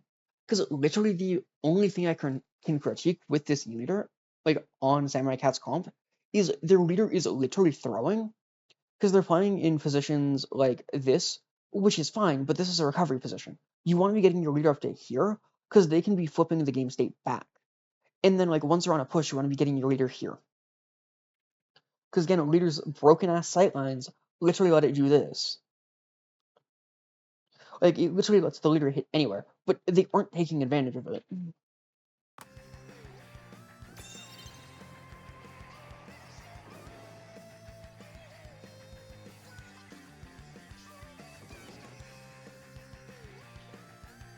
Yeah, like, I'm just looking at the right side, because literally you replace this leader with anything else, and you can just run this thing over. Like, in this case, the bucket should have realized, like, okay, something's going to be standing over here, because they have to, but there's an open lane on the left, because if bucket pushes that, they can quickly kill the dread with the assistance of their splash. And yes, they might die to S-Blast after, but leader should just hit that shot, or the second S-Blast coming in will just kill them for free.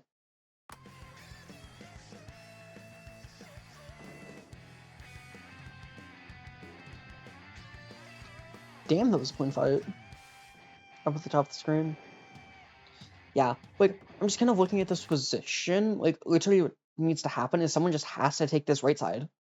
Like, this right side is opened because the entire enemy team is just sitting over here and, like, wanting to fight it really badly. So, like, Splash needs to push over here, and honestly, the leader needs to just go and fight this thing. Like, I know it's a zap, I know you're a leader, and I know you want to play safe, but you need to just go kill them. Like, you have to do something to gain that space back. Like, in this case, they're relying on the bucket strikes for each retake. Like, yeah, like, I just want to point out, like, look at these tiny little slivers on the graph, like, each time that these strikes are popped. Like, that's kind of why they lose this. I'm going to skip over towards the end, because I really don't want to just watch this shit longer. Because, like, literally, all they need to do is see, okay, there's an open side here. There's not a ton of players here. We just need to take it.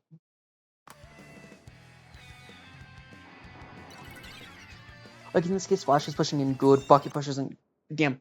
Yeah. Like, if Bucket pushed in over here, this is such a free fight, and then they just kind of snowball the entire right side.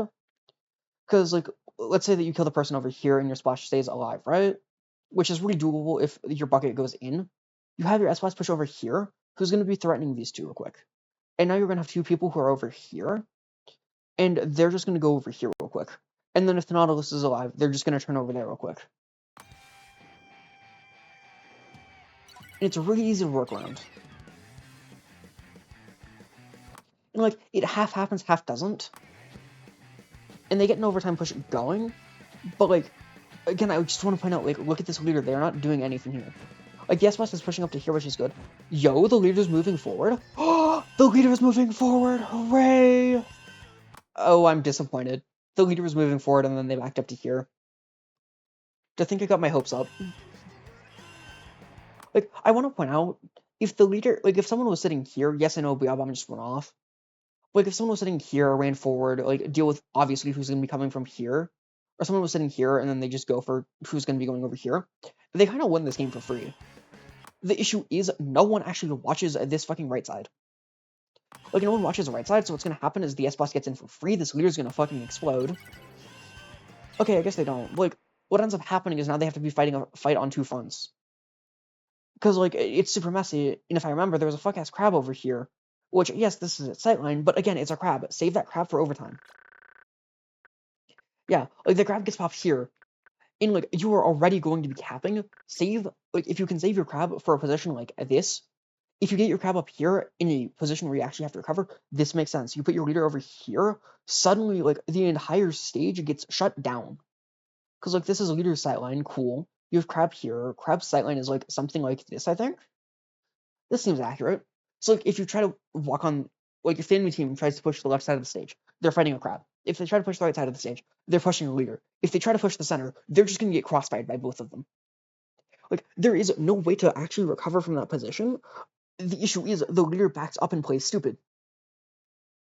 Like, they gave so much space to the Wheel Bomb that was going on over here that they just kind of let the S-Blast come in for free. Leader was playing the most, like, easy to deal with game possible. So all the S-Blast has to do is go here and shoot once, and it fucking dies. And now, like, again, it's just such a mess, because you have to fight a fight on two fronts. And that's not winnable. Yeah, and then, yeah, like, Reach just kind of comes in, and that's the game. Okay. I want to look at the fucking Bluefin game and the other Mako game. I'm just gonna be watching these more so for fun unless I see anything, like, really egregious. Wait, does the leader actually push up here? Please tell me they do. If leader pushes up, I'm going to cheer for joy.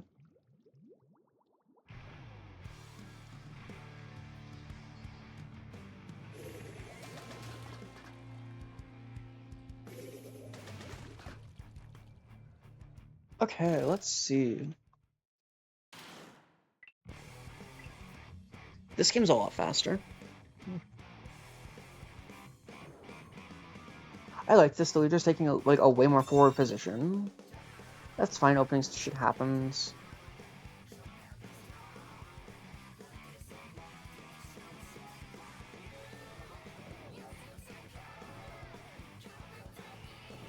Yeah, like, they box themselves into this corner a lot again, but that's kind of fine. I'm just gonna use the pen so y'all can see my cursor, because I'm not sure if you can normally. This right side's fine. The enemy team like way overcommits on the left side, so that should be a free in. Yep, it is. Yeah, like Splash kind of just so is the fight. Bucket should just go trade the zap at this point. Or he hits their shot. Damn. Please tell me they go forward. No. Either why? Please tell me they eventually go forward. Because this is such a strong push. They have to eventually go in. No, the enemy team is just playing stupid for some reason. Okay. Why are we... Where's the spark from literally from the last time we played the stage? Just go run them over. Like, stop respecting the leader. Just go fight them. Yeah, like, I'm going to be so for real watching this. It looks like for some reason Invincible Fleet just got fucking terrified.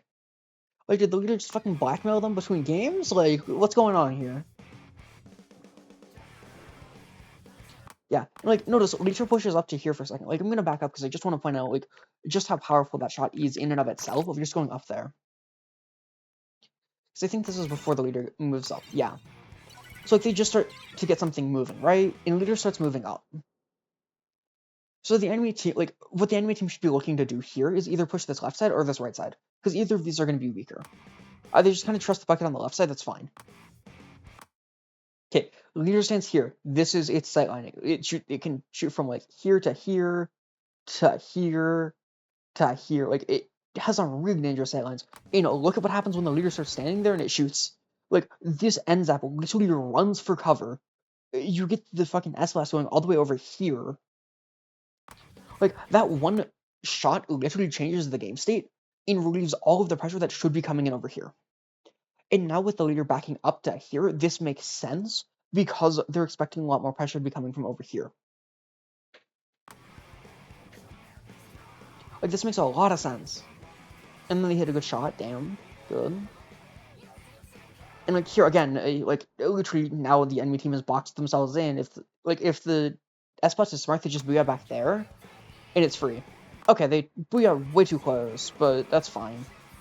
They still end up winning the fights. Yeah, like, looking at this game, it literally just looks like, okay, we're just gonna fight you, and the enemy team's afraid to fight for some reason. And again, that leader is kind of just being dead weight, but that's besides the point. Watching leader gameplay makes me sad. Because a lot of it just looks like this.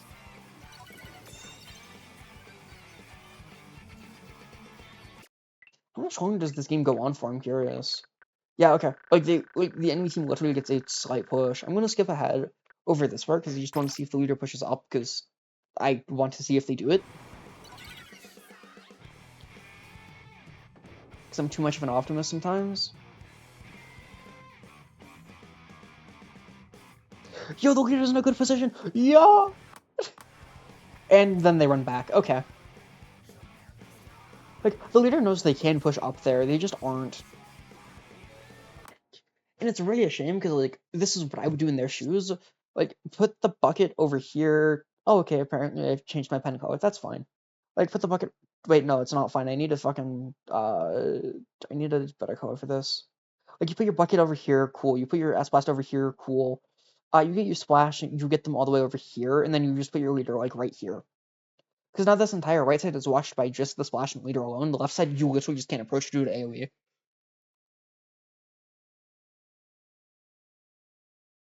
Wait. Yeah, they kind of are just running around with their charge, but they're having their fun. That's all that matters at the end of the day, isn't it?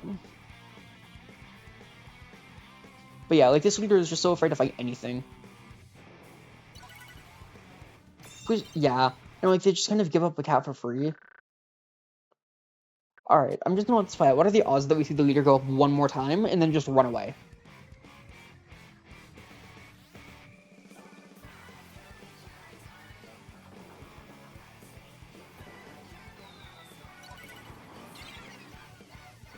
Let's see.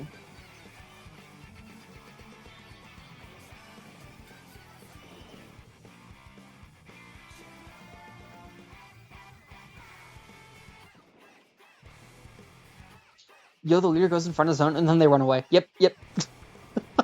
Nothing is new here.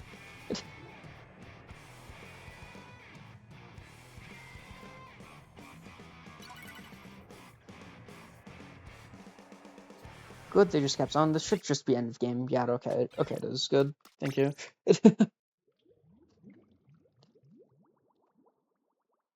Okay, let me close this real quick. Let me check. Make sure I'm not getting fucking messaged by some people. Cool. I'm gonna look at this bluefin game because I'm fairly sure this is Samurai Cat's counterpick, and this is where they should have the most advantage, but I don't think they do.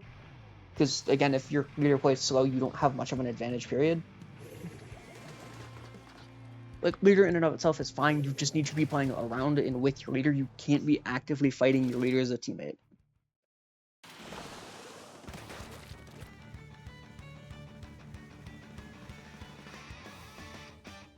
Again, I'm not going to go super in-depth on analyzing all this, just because, no. That's a clean shot. Yeah, like, I'm watching this play, and Samurai Cat is kind of just having to play a game. Like, and they just kind of, like, the leader is just kind of a roommate who comes in from time to time with groceries. But besides that, like, they get groceries, like, once or twice a month. That's it. They don't get enough. Like, they're kind of just freeloading off you, but you're too kind to just kick them out. That's what this looks like. Because, yeah, like, that leader's playing so far back, they just get Zuka, they just let the enemy team in on, like, this, like, on the right side of where zone is, compared to far right, but still. Like, here, leader's trying to get something going, but they're just getting hard-focused, and no one's pushing the right side. Like, that right side was very weak for a second, because it was just the fucking Rapid and Crab. Which is a little scary, but it's not hard to push that. Then yeah, like, this gets played out, and again, the leader is just kind of in Narnia, hoping for a kill, and then they just get fucking Zuka sniped. Let's go.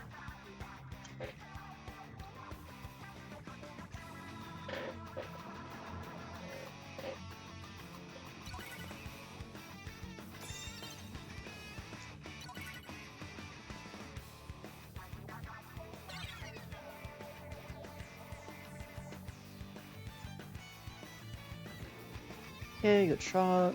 This bucket is, holy shit, this bucket is putting in God's work. Because, like, what this bucket is doing and why I'm losing my mind, the bucket is dragging two of their attentions all the way over here. And now if they want to try doing anything over here, they have to do with the leader. Like, this is actually playing into what the leader wants. Because, like, if they try to take right side, they have to deal with the leader. If they try to go left, they have to waste a few seconds to get back. Which is what happens. I'm just going to point out, you have the leader who's back here, who I think the edge of its range is, like, up to here. Give me yellow, please. Like, if you get your leader up to here, this is a lot scarier of a position, because it can actually start taking pot shots if you're trying to go in. Like, it can hit from here to here, I think. I think it can slightly hit up to here. What I'd like to actually see the leader do is, like, sit here, because suddenly it just shuts down these entire sightlines. Like, it can shut down every single window in that the enemy team has. Except, again, they're just kind of sitting so far back, they can't actively help. Like, the best way that I can describe what the leader is doing is they're letting the game happen around them. They end up capping here, that's fine. That wave's not going to do much, but I appreciate the effort. And the leader gets fucking Zuka sniped.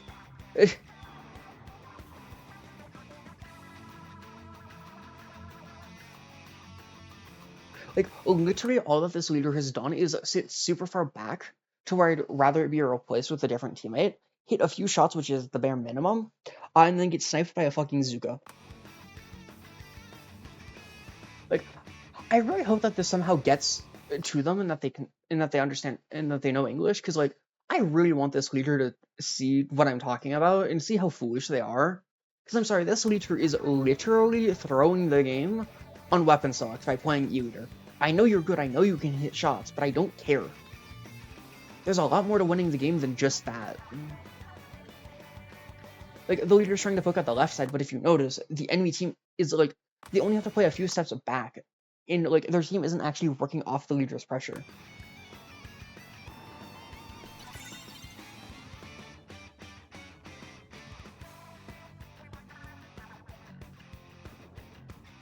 Yeah, and at this point I think it's too late, because, like, this is the one time that we've seen the leader actually go in, and it's when they're about to lose. If they were playing here earlier with their teammates, this is the freest retake possible. It's just they take a year and they lose. Like, here, I'm gonna keep leader equipped and go to recon, because I just want to show how stupid this looks, because, I'm sorry, this is just kind of foolish. Please tell me that it's in one of the recon rotations. I don't think it is. Bluefin Tower is, but we don't need Bluefin Tower. Okay, I guess I'm going to Marigold. Like, I just want to show how this looks when I'm, like, when you're actually looking at the player perspective. Oh, that's why it was, okay. Sorry, I just realized why why my pen was losing its mind and changing size every 2 seconds. Hold up, I want to just go to here. Then let me go down to Marigold. Wait, hold up, what? Oh. Okay, for a second I didn't read that right. I thought they said that their Switch took a bath with them.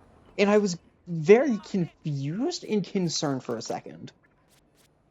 Okay, where is Bluefin? There is Bluefin. Okay, I want to find out some of the leader's positioning stuff and why I'm kind of pissed at the leader, because, like, what the fuck? We shouldn't ever be this far back. Hold on, I'm checking. Oh, that's why. Okay, I don't care about the spring. Okay. Like, I just want to point out stuff with the leader's position. I guess I'm going to cap zone real quick, since that was how the game state was most of the time. And I'll just be working from their snipe. Because they were effectively trying to retake, but they were only standing from here. And, like, if you notice from here, I can really only hit to the center of zone. Which, yes, this is slightly spooky. This isn't anything I have to change my game plans over, if that makes sense. However, what is if you're getting your leader to be, like, sitting here. And yes, I know that this is risky, but you literally can solo watch the left side just by asking your leader to sit here. Or, like, if you get your leader up to here, because this is a lot safer. Like, if they were sitting here on their retakes, I would love it. Because they just kind of stand here and then they watch. Like, they literally can find the enemy team to either be out of its range, which, again, mind you, its range is, like, all the way fucking over here. Like, I'm just gonna place a mine, because I think this is the edge of its range. Like, you have to go past that mine. Or you're stuck behind this little walk thing. Like, and that is so easy for your teammates to play around. Because if I'm here as an S-Blast, I'm just gonna go here, large AoE here, large AoE here, and then just fight whatever's over here. And, like, everything just kind of fucking dies. And then, like, if you're actually playing offense, I want to see the leaders standing here, because look at how far, like, I can literally hit pretty much anything from here. Like, any open sightline is so free to hit, or even here I wouldn't mind. I don't like it, but if you're a better leader player than I am, you can hit to, like, over here. Like, there's a lot of things you can do with it. Like, standing here, for example. Yes, this is obviously risky, you want your teammates, like, up on plat, but if you can get your leader here, I can hit pretty much anywhere in spawn. Like, this leader position is actively affecting the game. How I'd say this position is also, like, this is kind of the perfect mix of safe and being active in the game. Because from here, I can hit, like, up to here, I can clear that. I can clear, like, all the way over to here. I can clear the entirety of the alley. You literally cannot safely push in. And the second that I'm worried about Azuka, I can just drop here and snipe. Like, there's so many different ways that you could do it. Like, do something with it. But now I want to show, in contrast to those two, like, helpful positions, I want to show you a leader from back here. So I can hit to here. And I can hit to, like, here. Yeah. Like, okay, I can hit to those 2 spots. Cool. What am I doing to the game state? Like, please tell me. I don't think like, literally, what am I doing to the game state? Because I'm not doing much of anything. Like, if you're wanting to play leader, that's fine. You just can't have your leader sit from back here. Because, cool, you can watch the right side, but it doesn't help all that much. Why do I have a runny nose right now? Whatever. Also, you want to know something really funny? Leader can also from here watch the right side. Like, if I notice something goes far right, I can tell my teammates, hey, there's something there, I'm watching it. And now you have a leader over here, which is, again, safer, except you can hit pretty much anywhere. Let's say the enemy team, like, gets off right. They can only hide behind here, which is fine, that's very predictable. They could hide behind this block, which, this one's a little bit more dangerous because they're so close to your ramp, but this one's, like, not the end of the world. Or they can hide behind this little block. So, like, in standing here, you literally cover the entirety of right side, and then the second that you see them jump, you just go back up to here. Also, like, if you're really afraid about something, like, if you are playing in a position, like, up here, I know that a lot of people are going to think I'm stupid if they ever watch this, but that's fine. Like, if you stand here as leader, and, like, let's say that you're afraid of someone pushing in and you notice a lot of force on left, you can just go up to here, wait for them to drop, take up here, and just shoot them from behind. Like, there's so many things that you can do with a leader. The thing is, you have to be taking these active positions. Like, so many of the position up here isn't active. Like, you're not actually doing anything for the game state. Because from back here, like, all you're going to do really is watch the flank, which, again, you can watch it arguably better from over here. Because from here, like, if something gets over to here, you're at, like, a lot of risk. Like, you can't influence the left side at all. You can't influence in front of zone. Like, I don't know, it's very odd. I'll try playing a game of E-Leader. I hope y'all are ready to see the fucking worst leader gameplay of all time. Because I'm not an actual leader player. You know, believe it or not, the Tent One Trick doesn't play E-Leader. But I just want to show some stuff with, like, active versus passive positioning. And I just want to do the same with, just kind of a lot of weapons, period. Because that was kind of the biggest issue that I noticed looking at every single game from every single team. Invincible Fleet is a little different, because all that Invincible Fleet would do is they would take the opportunity half of the time. Now, granted, I think that, like, I think the ratio of only taking it half the time is atrocious. I'm not about to sit here and defend it. But they do it better than anyone else, and that's why they won the tournament. Oh, I just realized I'm going to X rank in JP with this power because I don't fucking play X rank without being warm. This is going to be a game of all time. Oh, I also fucking reviewed first. Okay, I hope y'all are ready to see fucking especially bad E-Leader gameplay. The main thing I'm going to ask for anyone watching this, don't look at the shots I'm missing, look at the shots that I actually can hit. So that's the main thing that I want to point out, is I can hit these shots. Am I going to? No. But again, I don't need to because that is not my fucking... That isn't my fucking job. I'm a tent player whose job is to control the pace of the game. Sorry, I'm checking a few things since I'm seeing like 70 messages on Discord. Okay, I don't care about like any of these. Yeah, okay, I really just don't care about any of these. Right, I need to remember to fucking overcharge with Elevator or Touch. That's fine.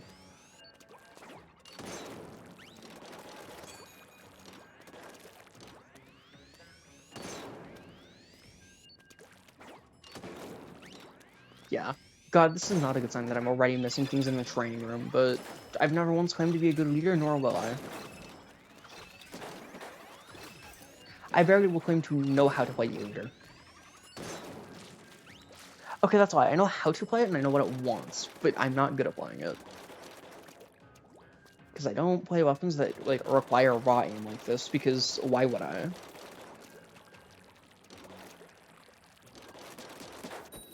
Okay. Wait, why?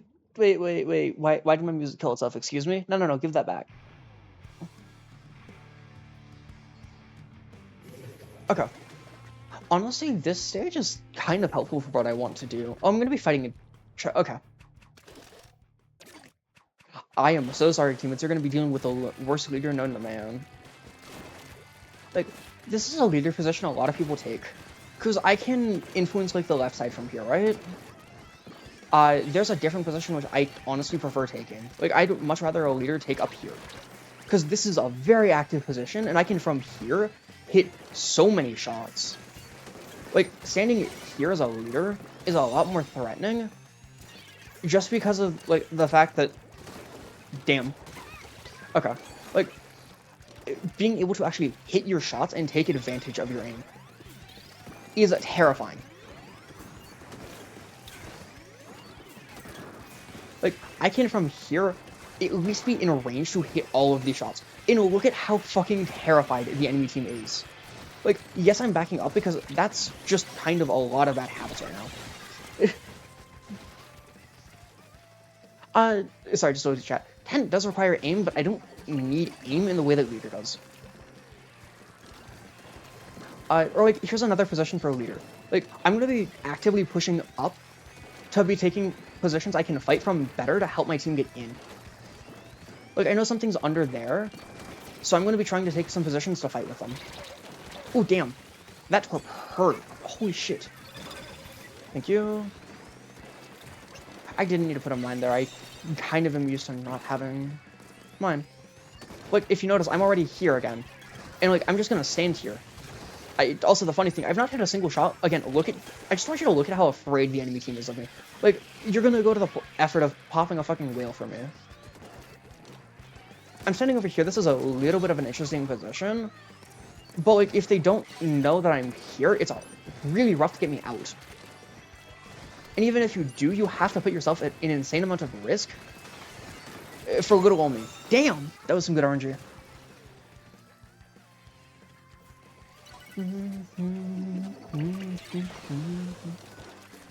I'm gonna feel so bad for my teammates when they see my KD, but I don't care. Like, from here, if y'all notice, I'm in a spot where I can actively influence almost any fight. And I'm taking advantage of shit. Yeah, I didn't think Dynam was gonna move there. Some of that is just habits of, I want to be playing fucking tent, not leader. But...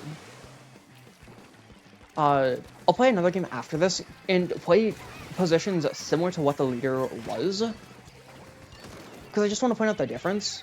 Because I have been hitting a grand total of only tap shots. Like, that shot I should be hitting that shot. Like, I know what I am, and it is not a leader play. Damn! They wanted my ass. Like, a lot of the spots I'm putting myself in position for, I can at least hit those shots, and I can quickly move to help the game state. If I hit, like, any of those shots properly, the enemy team has such a gaping hole in their defense that's really easy to work around for my teammates. The issue is, again, I'm not a leader player.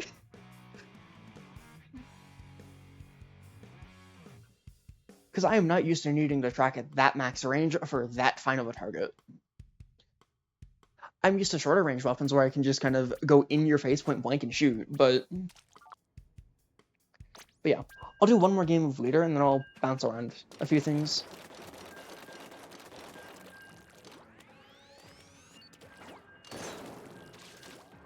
Like, how that leader was playing was, like, they were playing from back here, which requires you to hit, like, shots from here, which is doable, but, like, hard as fuck. Because at this range, you have to almost be guessing where they're going. If you're here in exchange, like, just as a different example, like, you literally just rely on your aim to actually put your cursor there.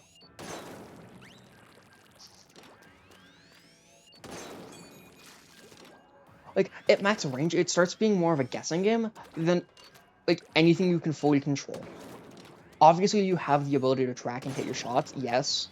I'm not denying that, but if you have to rely on tracking, it makes your life harder. So, like, in contrast, I want to point out with Tent, like, Tent's max range one-shot can be from here, which is fucking bullshit, but that's besides the point. I will play Tent here, because at this range, it is literally just how well can I get my cursor onto the person. And I don't need to play anything fancy, I just need to actually hit the shot. And it simplifies life a lot.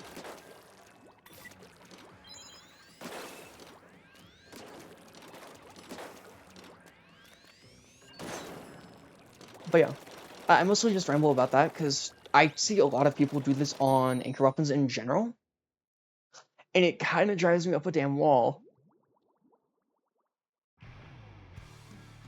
Because, like, it really isn't that hard to just not do it.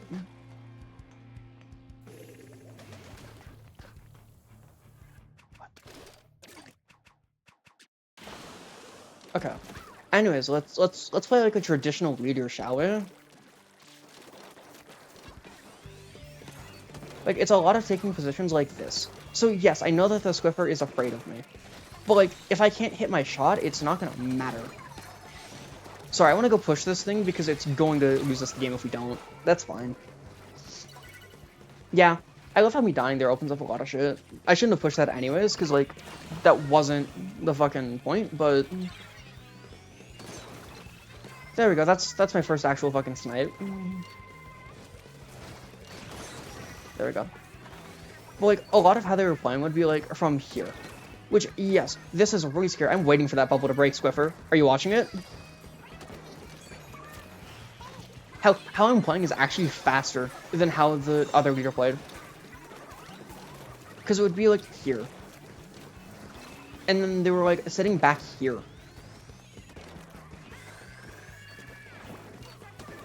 And like, yes, I can watch a lot of stuff around it. Or like even here, for example, I can't actively influence the game state. Like, I'm having to hit really, really hard shots for really minimal game shit. Hold up, why can I not read real quick? Whatever. But like, it's a lot of positions just like this that they were taking.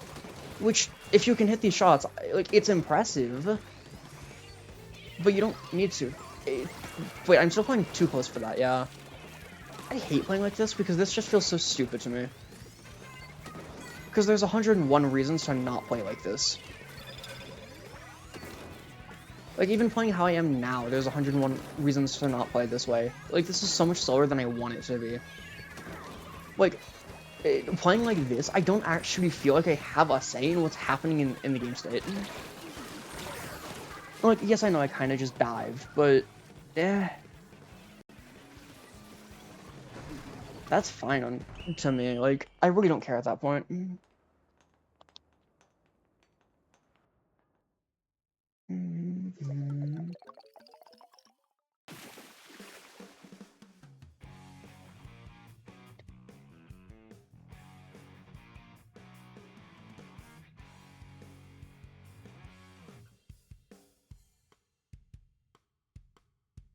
Okay, so I'm gonna do one thing for stream real quick. I'm gonna quickly end stream so I can fucking uh upload this as a separate VOD, and I will literally just turn stream back on in like 2 seconds anyways.